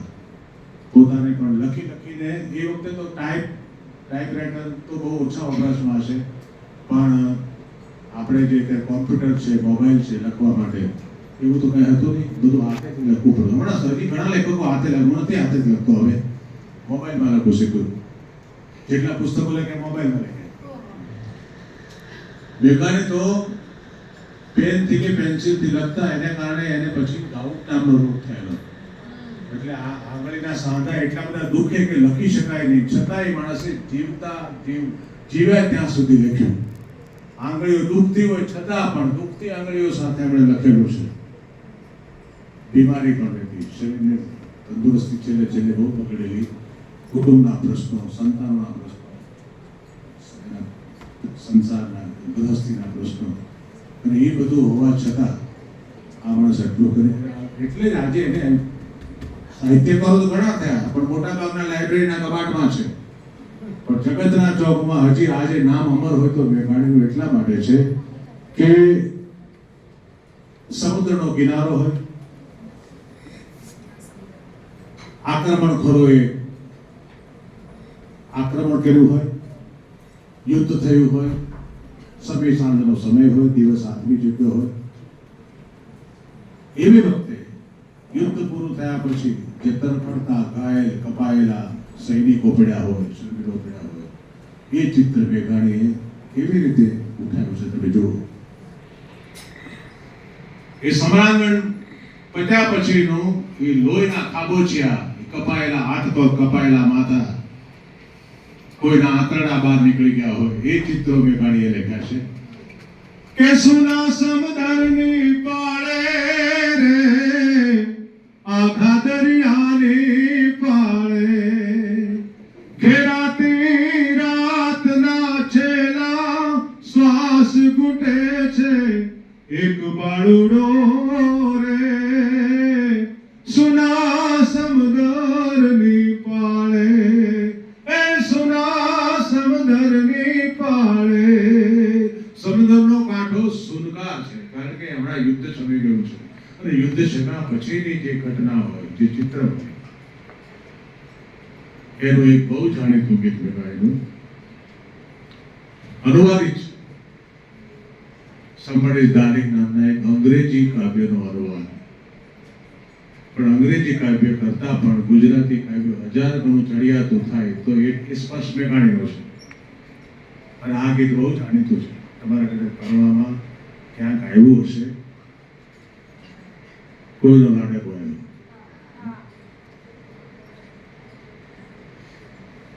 હવે જે સૈનિકો ઘાયલ થયા હોય કે મૃત્યુ પામ્યા હોય, એ વીરગતિને પામ્યા હોય, શહીદ થયા હોય, તો એ દરેકના સગાવાલા સાંજે આવે, પાણીની જારી લઈને આવે, એને પાણી પીવડાવવા આવે, એના ઘા લૂછે, એનું લોહી લૂછે. લગભગ બધાના સગાવાલા, કોઈની પત્ની, કોઈની બહેન, કોઈની માતા, એ મૃત્યુના છેલ્લા શ્વાસ લેતા હોય, એને પણ એ સધિયારો મળે. પણ એક ખૂણામાં એક સૈનિક પડ્યો છે, છેલ્લા દશકે જીવ છે, થોડો જીવ છે. એની આખી પીડા વેદના કેવી હશે, એ મેઘાણી કેવી અદ્ભુત રીતે લખી છે. એમાં જે ઘાયલ સૈનિકો હોય એને જોડીમાં લઈ લઈને શિબિર હોય, જે તંબુ તાણ્યા હોય, એમાં એની સારવાર થાય, પાટાપેટી થાય. એવી સ્થિતિમાં કે રક્ત ટપકતી સાસો જોડી સમરાંગણથી આવે, કેસરવર્ણી સમર સેવિકા કોમળ સેજ બિછાવે, ઘાયલ મરતા મરતા રે માતની આઝાદી ગાવે, એ ઘાયલ મરતા મરતા રે માતની આઝાદી ગાવે. કોઈની વનિતા, કોઈની માતા, કોની વનિતા, કોની માતા, ભગની ટોળે મળતી, શોણિત ભીના પતિ સુત વીરની, શોણિત ભીના પતિ સુત વીરની, રણશૈયા પર લડતી મુખથી, ખમા ખમા કરતી માથે કર મીઠો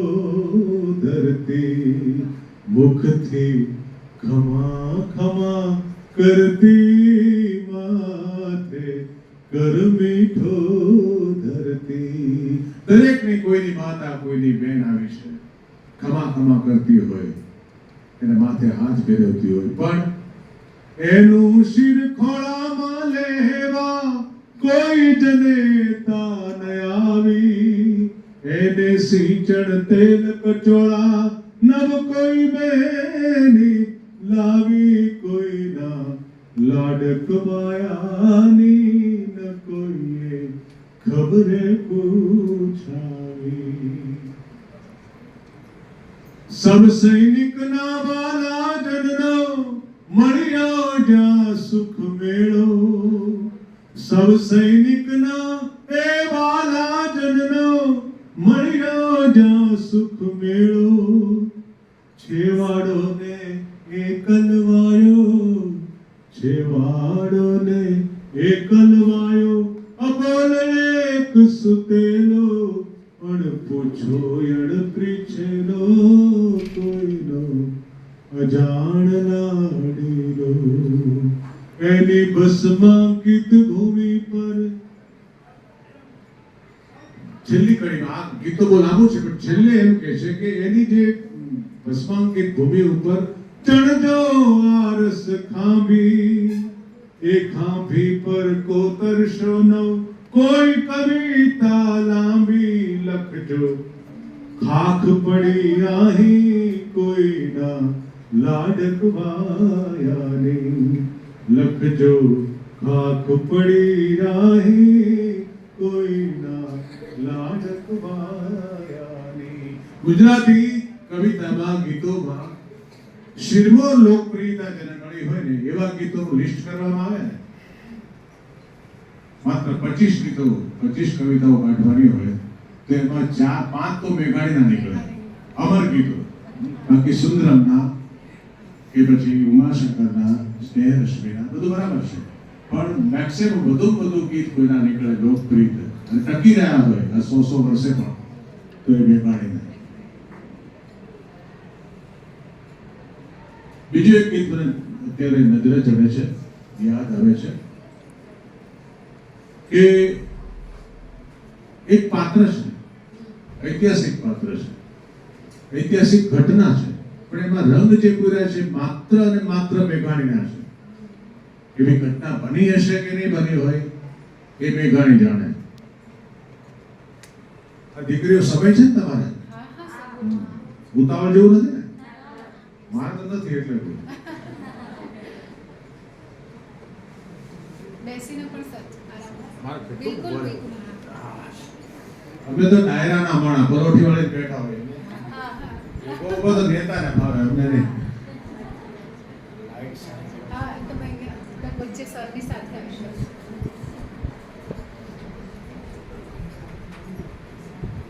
એક ગામ છે, નગર જેવું ગામ. ગામને પાદર એક નદી છે, પણ ગામથી નદી સુધી થોડો જંગલનો વનનો વિસ્તાર છે. એ વિસ્તારમાં ગામની સ્ત્રીઓ પાણી ભરવા નદીએ જતી હોય તો એ વન વિસ્તારમાંથી, જંગલ વિસ્તારમાંથી પસાર થવું પડે. એમાં 2 કન્યાઓ, 2 છોકરીઓ એ નીકળે છે, હાથમાં હેલ છે, આડો છે, ગાગર છે, નદીએ પાણી ભરવા જાય છે. એમાં બંને એકદમ થંભી જાય, ઊભી રહે છે કે તે કઈ સાંભળ્યું? તને કઈ સંભળાય છે? તો હા કંઈક સંભળાય છે, પણ શું છે ખબર નથી પડતી. તો કાન દઈને સાંભળ્યું તો કોઈ પ્રાણીના ઘોરકવાનો અવાજ આવે છે.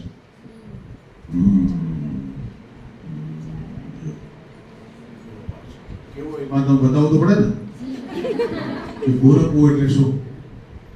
આ બધા શબ્દો છે ને એમાં ક્યારેક એવું થાય છે કે હું મુંબઈ ગયો.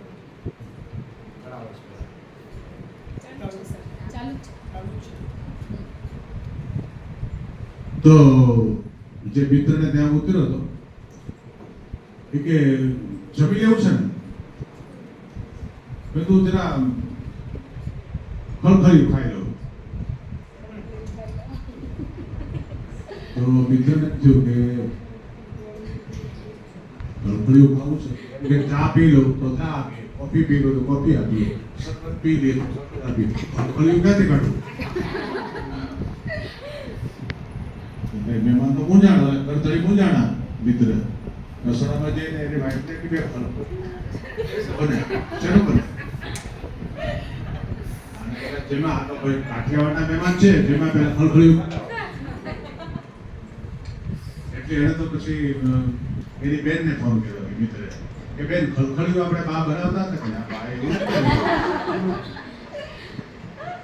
તો પછી એ મિત્રે એના એક હોટલ વાળો ફ્રેન્ડ હતો, રેસ્ટોરન્ટ વાળો, એને ફોન કર્યો કે ભાઈ તમારી હોટલમાં જાત જાતના મેનુ હોય છે, ખળખળિયું બને? ખળખળિયું તો કોઈ દેશી આઈટમ હશે, અમારે ત્યાં તો એવું નથી બનતું. ના જવા દો ને ત્યાં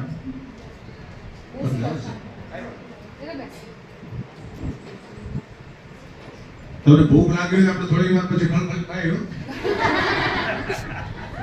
તો મિત્રને ફોન કર્યો, એને તાજ હોટલમાં ફોન કર્યો, ઓબેરોયમાં કર્યો, 5 સ્ટાર હોટલમાં કર્યો, કારણ કે દુનિયાભરના મેનુ ત્યાં મળે, એને સ્ટેફ એવા હોય.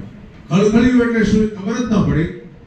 એ મથીને મિત્ર છે એ આવ્યા હોલમાં, સોફા પર બેઠા, પછી રેપ થઈ ગયો ખળખળિયું ગોતવામાં. પછી મેં કીધું કે ચાલો હવે જમી લઈએ. તો ખળખળિયું મેં ખાઈ લીધું. મેં તો કે મંગાવ્યું નથી, ઘરમાં બન્યું નથી. તો શું ખળખળિયું ક્યાં ખાધું? બાથરૂમમાં. ઉતાવળે સાબુ વગર આમનામ નાઈ લેવાની જે રીત હોય એને ખળખળિયું કહેવાય.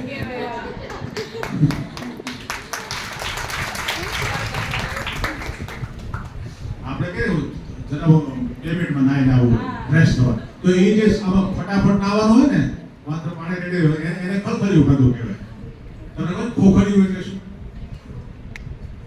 ખોખડિયું આપણે કોઈ પાસે કોઈનો ફોન આવે કે કેમ હમણાં બુકલેસ લાવો છો, તો હું એમ કહું ભાઈ આ ખોખડિયું થયું છે. ખોખડિયું શરદી, શરદી છે ને, શરદી એને ખોખડિયું કહેવાય.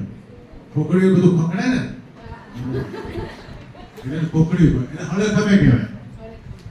એટલે આ બધા દેશી શબ્દો હવે લુપ્ત થતા જાય છે કે એમાં બહુ પ્રાણવાન શબ્દો છે આ બધા.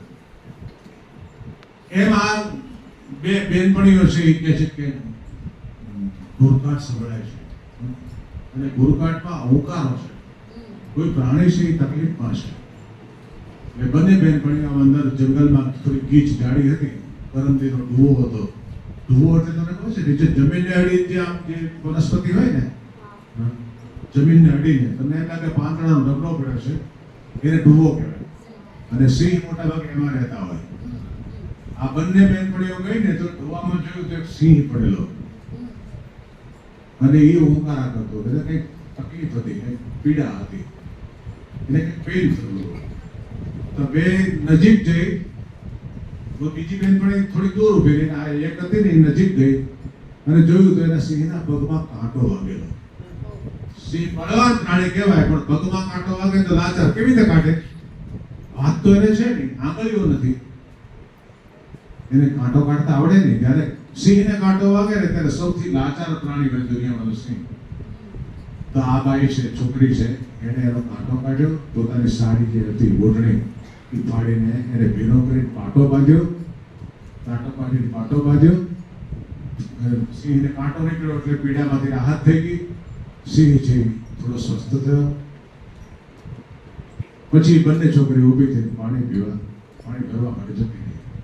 આ દ્રશ્ય બીજા 2 જણ પણ જોતા હતા. એમાં એક વૃદ્ધ હતા, બીજો યુવાન હતો. વૃદ્ધે યુવાનને કીધું કે તે જોયું, આ દ્રશ્ય જોયું? કે કન્યા બહાદુર છે, બહુ હિંમતવાળી છે. ચાલ મારી સાથે. એ કન્યાની પાછળ બંને ગયા એના ઘરે જઈ અને કીધું કે તમારી દીકરી સાથે મારા આ યુવાનનું સપન કરવું છે. એ યુવાનનું નામ શિવાજી, કન્યાનું નામ જીજાબાઈ. આ જીજાબાઈ ને આ શિવાજી અને શંભાજી અને જીજાબાઈ એનો દીકરો શિવાજી. એટલે સંભાજી એવી વીરાંગના જે જીજાબાઈ હતી એની કુખે શિવાજી થાય. તો એ શિવાજી નો જન્મ જીજાબાઈ ક્યાં આપ્યો, કેવી રીતે આપ્યો, એની પણ વાત છે. કેટલા વાગ્યા, કેટલા સમય, કેટલો થયો પછી?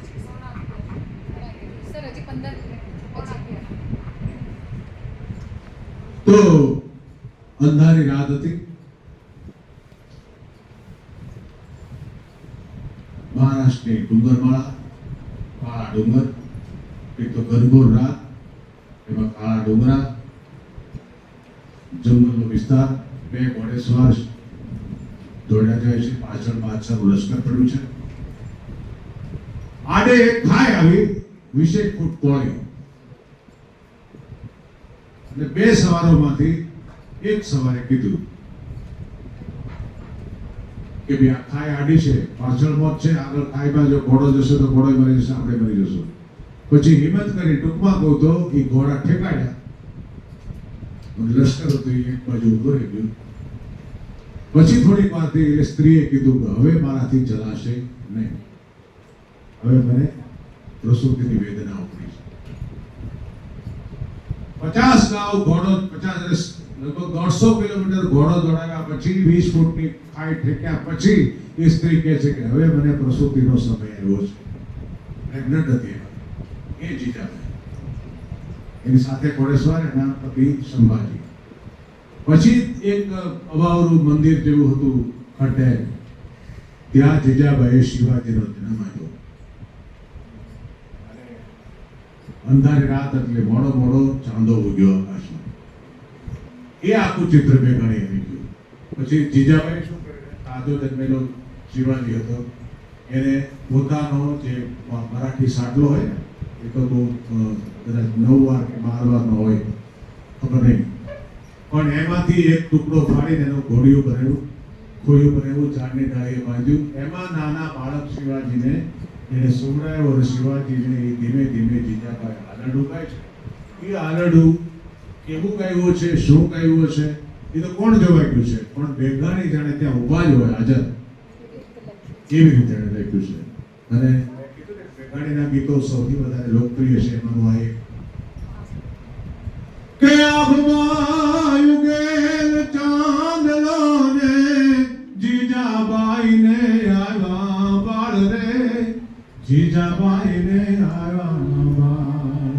એ બાળુડાને માત હિચોળે, એ ધણણ ડુંગરા ડોલે, શિવાજીને નીંદનું નાવે, માતા જીજાબાઈ ઝુલાવે.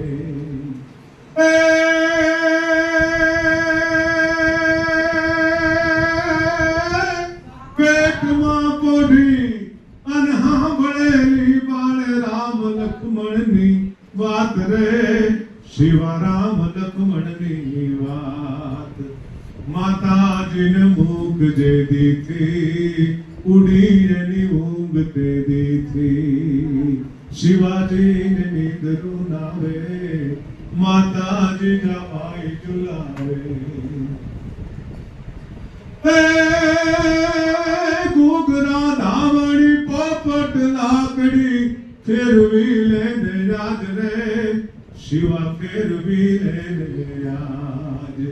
તેદી તારે હાથ રેવાની, રાતી બંબોળ ભવાની, શિવાજીને નીંદનું નાવે, માતાજી જમાઈ ઝુલાવે.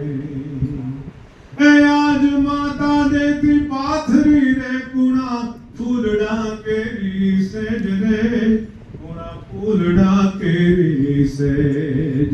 તેદી તારી વીર પથારી, પાથર છે માં વિષ ભુજાળી, શિવાજીને નીંદરું નાવે, માતાજી જમાઈ ઝુલાવે.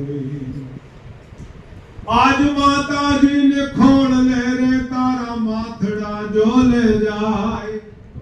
આજ માતાજીને ખોળ લે રે, તારા માથડા જોલે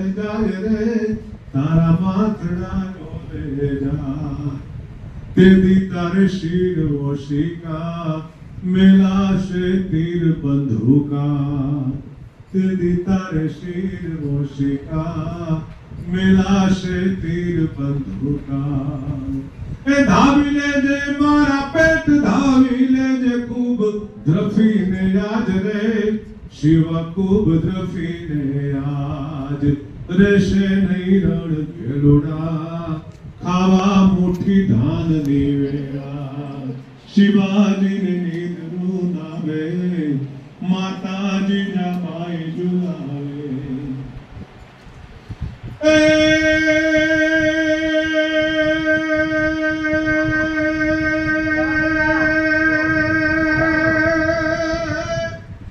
સુઈ લેજે મારા કેસરી રે તારી હિંદવાણું જોવે વાટ રે તારી હિંદવાણું જોવે વાટ જાગી વેલો આવજે વીરા ટીલો માના લોહી નો લેવા જાગી વેલો આગ બાળોડા માને હાથ ભેટ બંધાવા શિવાજીને નીંદ રૂનાવે માતાજી ના માઈ ઝુલાવે અને હવે છેલ્લે કસુંબીનો રાગ પછી આ ભૂલીએ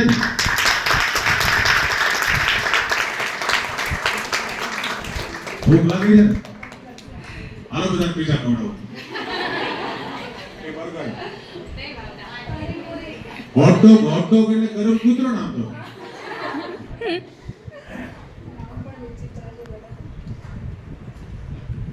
તમે કસુંબીનો બધા સાથે ગાજો આ એકલા ગાવાનું ગીત જ નથી આવતું આ તો કોઈ પણ ગીત એકલા ગવાય છે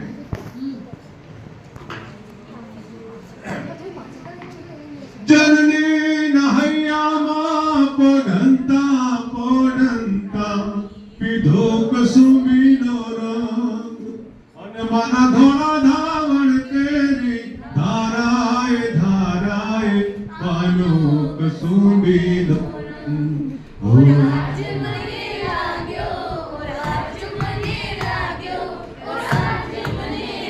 બધા ગાઓ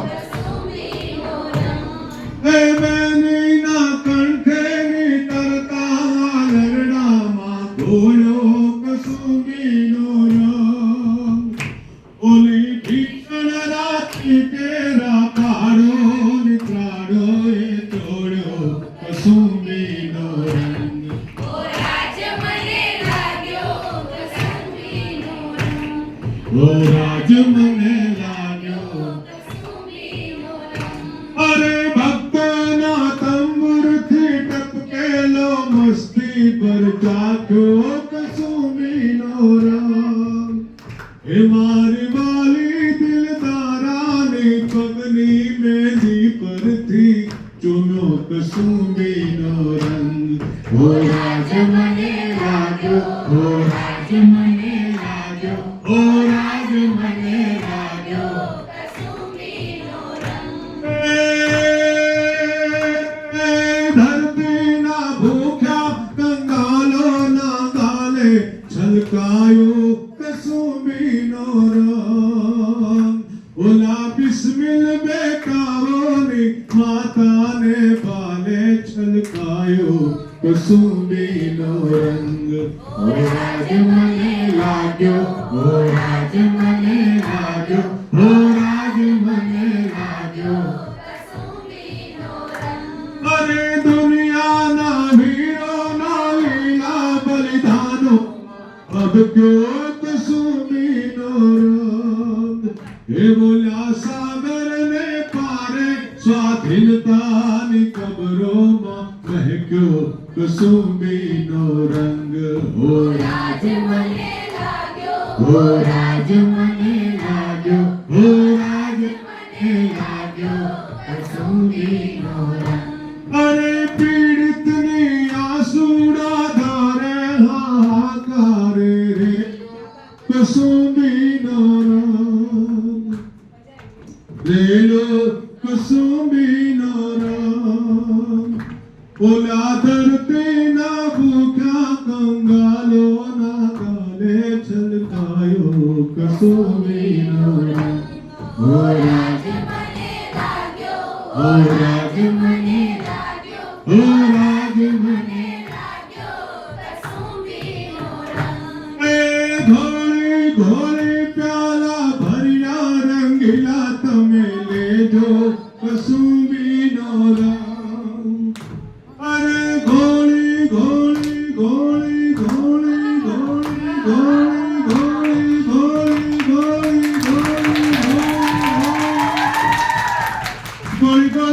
ઘોડી ઘોડી ઘોડી ઘોડી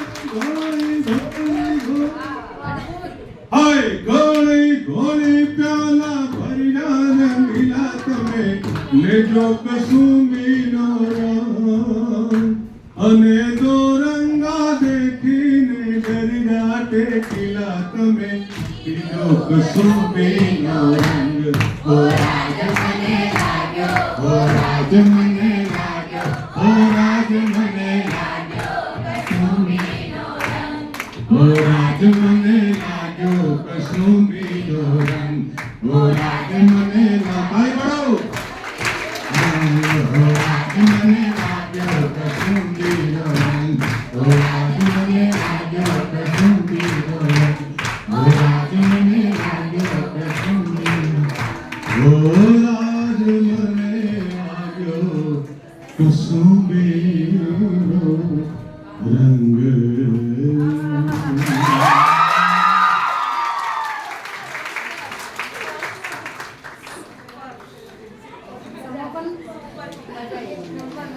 આપણે સાહેબને જોરદાર તાળી પાડીને સ્ટેન્ડિંગ આપણે આપણી જગ્યાએ ઊભા થઈને સ્ટેન્ડિંગ ઓવેશન અમને આપીશું અને સરને જોરદાર તાળીઓથી વધાવીશું. આપણે સાચા અર્થમાં મેઘાણી જયંતિ અને સાહેબનો જન્મદિવસ શુભેચ્છાઓ પાઠવીએ છીએ પરસ્પર.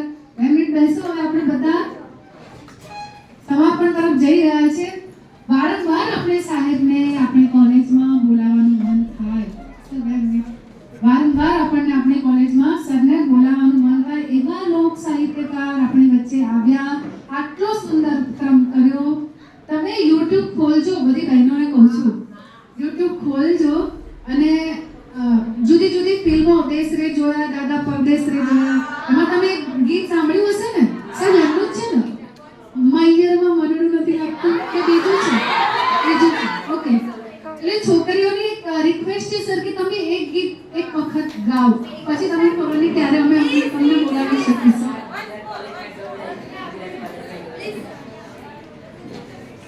દીકરીઓ કેમ કરવાનું? ચાલો આમાં પણ તમને અગોતર સાથે ગાજો. સાથે ગાવાની મજા આવે છે. આ અમે લોકસંગીત છે ને સમૂહ ગાન જ છે.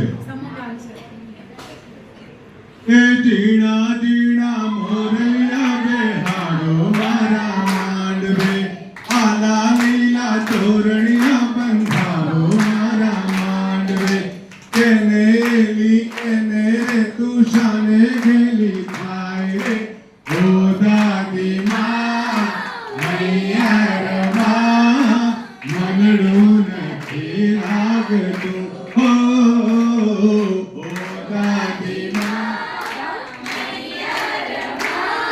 બધા બધા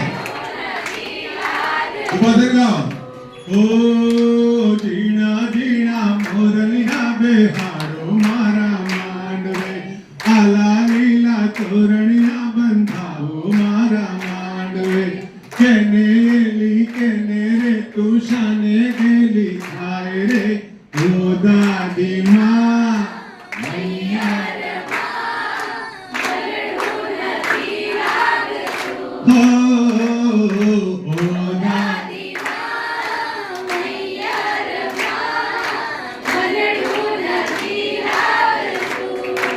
આખી આખી રાત્યું મનની નરણી ના આવે, આખી આખી રાત્યું મનની નરણી ના આવે, આખડલી મીઠું તો મન સોણલિયા સતાવે, આખડલી મીઠું તો મન સોણલિયા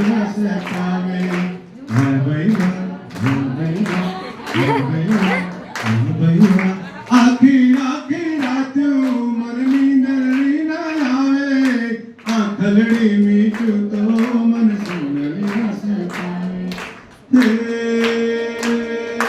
ઝીણી ઝીણી ઘૂઘરીયું ટંકાવો મારા કમ કે ઝીણી ઝીણી ઘૂઘરીયું ટંકાવો મારા કમ કે કેને એલી કેને રે પુસ્તાવળી કાઠાય રે ઓ બેની વા મૈયા રમા મનડો નથી ઓ દાદી માં મૈયા રમા મનડું નથી લાગતું દાદી માં મૈયા રમા મનડું નથી લાગતું દાદી માં મૈયા રમા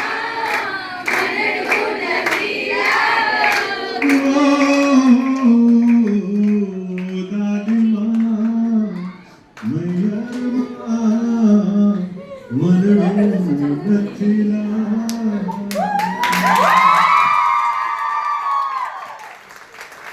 રાજી ખુશ ખુશ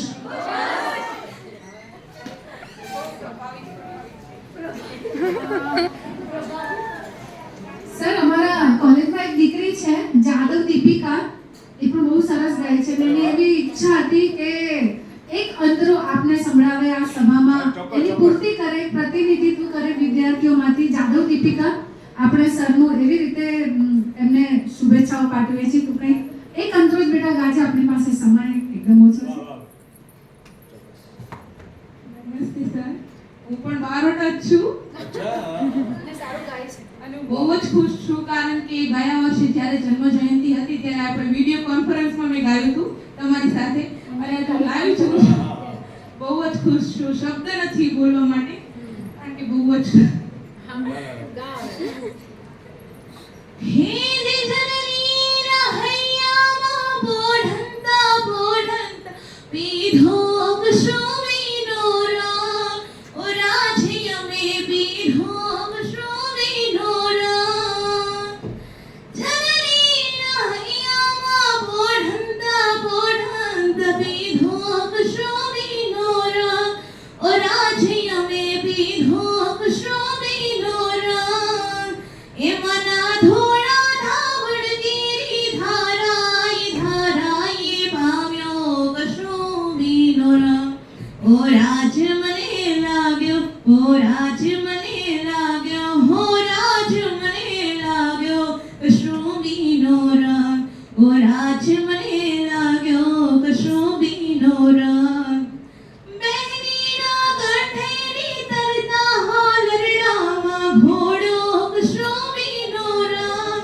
ઓ રાજ્ય મે ઘોડો કશોમીનો રંગ બહેનીના કંઠેની તરતા હાલરડામાં ઘોડો કશોમીનો રંગ ઓ રાજ્ય મે ઘોડો કશોમીનો રંગ એ ઓલી ભીષણ રાત્રિ કેળા પહાડોની ધારાએ ચોડો કશોમીનો રંગ ઓ રાજ મને લાગ્યો હો રાજ મને લાગ્યો ઓ રાજ મને લાગ્યો કશોમીનો રંગ. અસ્તુ. આ કાર્યક્રમ કરવાનો છે એવી જાણ થતાં જ કેટલાક વિદ્યાર્થીઓમાંની આ એક છે કે જેણે પોતાની પૂર્વ તૈયારી કરી હતી અને એની બહુ જ ઈચ્છા હતી. આપણે દીપિકા માટે પણ તાળીઓ બજાવીએ છીએ. ખૂબ સરસ, એકદમ પ્રતિભાશાળી છે. અહીંયા ઘણા બધા એવા છે, મનીષા મકવાણા પણ છે, પણ સરસ ગાય છે. પણ હવે આપણે એ બીમાર છે ને એટલે અત્યારે કંઈક એની તૈયારી નહોતી. પણ ફરી ક્યારેક આપણે આ ઉપક્રમે આપણે બારોટ સાહેબને અવશ્ય આપણી કોલેજમાં બોલાવવાના છીએ ને. હા. અને ફિલ્મી ગીતો પણ સર, ગુજરાતી ફિલ્મી ગીતો હવે પછી એવા કોઈ કાર્યક્રમમાં આપણી પાસેથી અમારે સાંભળવા છે. ગુજરાતી ફિલ્મોમાં ખૂબ બધા ગીત, ભજન અને સંતવાણી બહુ સુંદર રીતે સરે પ્રેઝન્ટ કરેલી છે. હું તો અવારનવાર એમની ફ્રેન્ડ છું, એમની યુટ્યુબમાં સૌથી વધારે હું સાંભળતી હોઈશ. ક્યારેક ક્યારેક મારી એફબી સ્ટોરીમાં મૂકું સાહેબને ટેગ કરીને. એટલે બહુ જ એટલો બધો મને સ્નેહ છે એમની માટે. એટલા આદર ભાવ સાથે આજે હું ફરીથી તમને આભાર ભાવ સાથે આપણે જોરદાર તાળીઓ સર માટે પાડીએ. અને કૃષ્ણબેન પંડ્યા અમારા જે ગુજરાતી વિભાગના અધ્યક્ષ છે, ખૂબ ટૂંકમાં આભાર દર્શન કરે. બધા વિદ્યાર્થીઓ અત્યાર સુધી બેઠા છે, અધ્યાપકો આભાર.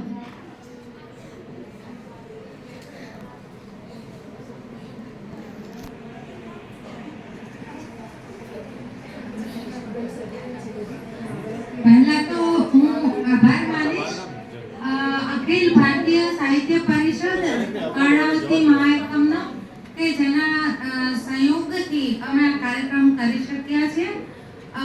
અત્રે ઉપસ્થિત સાહેબ આપનો તો પહેલા ઋણ સ્વીકાર કરું, કારણ કે આપે અમને જે રીતે સંસ્કૃતિનું જતન કરવાની વાત કરી અને છેક આપણે કહેવતો લોકકથાઓથી લઈને આજના સાહિત્ય સુધી, અર્વાચીન સાહિત્ય સુધી આપણે આવ્યા.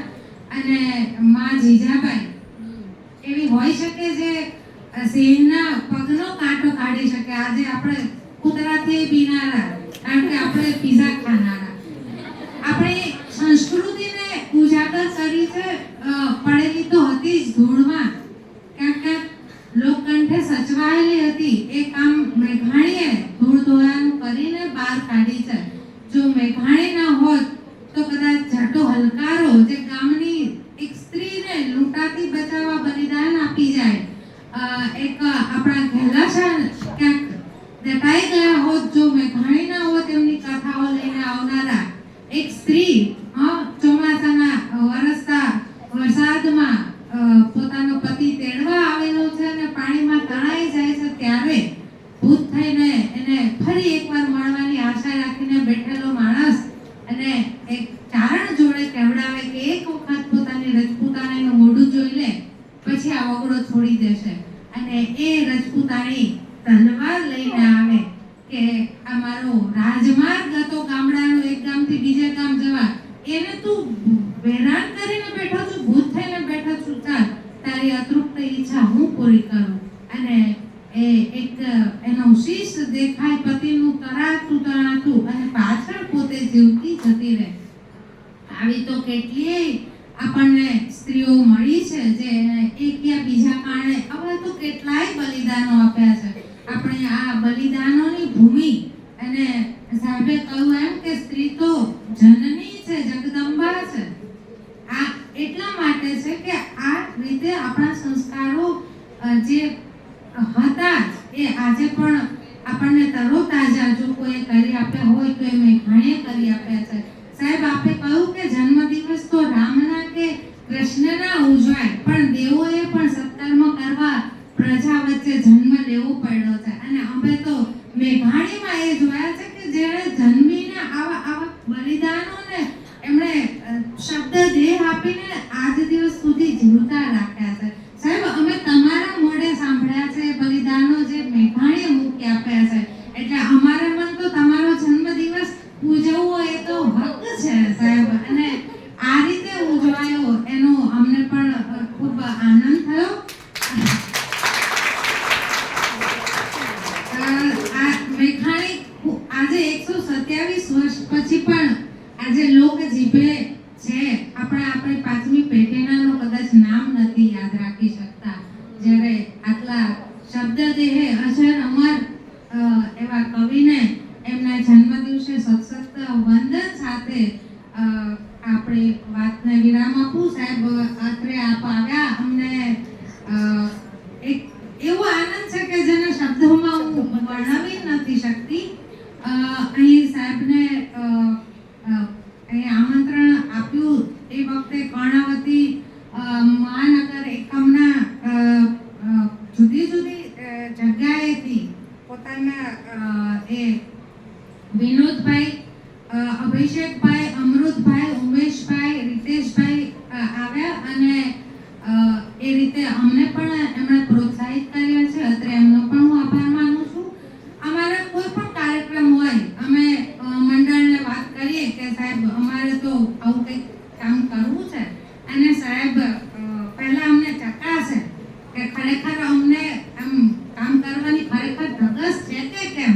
એક વખત બે વખત ટકોરા પાડીને સાહેબ અમને હંમેશા મંજૂરી આપે જ. એમના આશીર્વાદ અમારી પર હોય જ. અમારા મંડળમાંથી ચંદ્રિકા મેમ પણ અત્રે થોડી વાર પણ પોતાનો સમય કાઢીને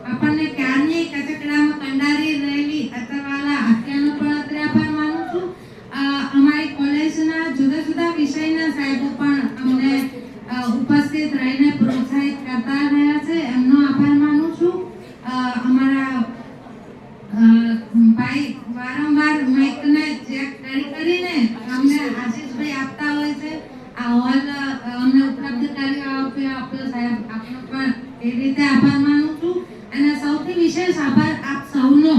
તમારા વગર આ કાર્યક્રમ શક્ય ન હોત. સૌના આભાર સાથે અને આ કાર્યક્રમને સફળ બનાવવામાં જેનો પણ જે શ્રમ છે એ સૌને અત્રે વંદીને સાહેબને પુનઃ એકવાર નમન કરીને હું આ કાર્યક્રમને અંતે વર્ષાબેનને માઇક સોંપું છું. તો આપણે સાહેબ પાસે એક તસવીર લઈશું ને યાદગીરી માટે, અને સાહેબ માટે એક સરસ શેર, જો અજવાળું કેવું વિસ્તર્યું છે, છેલ્લો શેર આપણે કહી અને પછી આપણે સામૂહિક ફોટો બહાર જઈને લઈશું, એક અહીંયા સ્ટેજ પર અને બહાર જઈને. સ્નેહી પરમાર સરસ કહે છે કે તું સાચો છે કહેવા ખુદ તું ઉઠે છે, તું સાચો છે કહેવા ખુદ તું ઉઠે છે, ઘી પણ સાચું હોય તો ખુશ્બુ ઉઠે છે. ઘી પણ સાચું હોય એટલે સાચું ઘી આપણી પાસે છે તો ખુશ્બુ તો ઉઠવાની ને.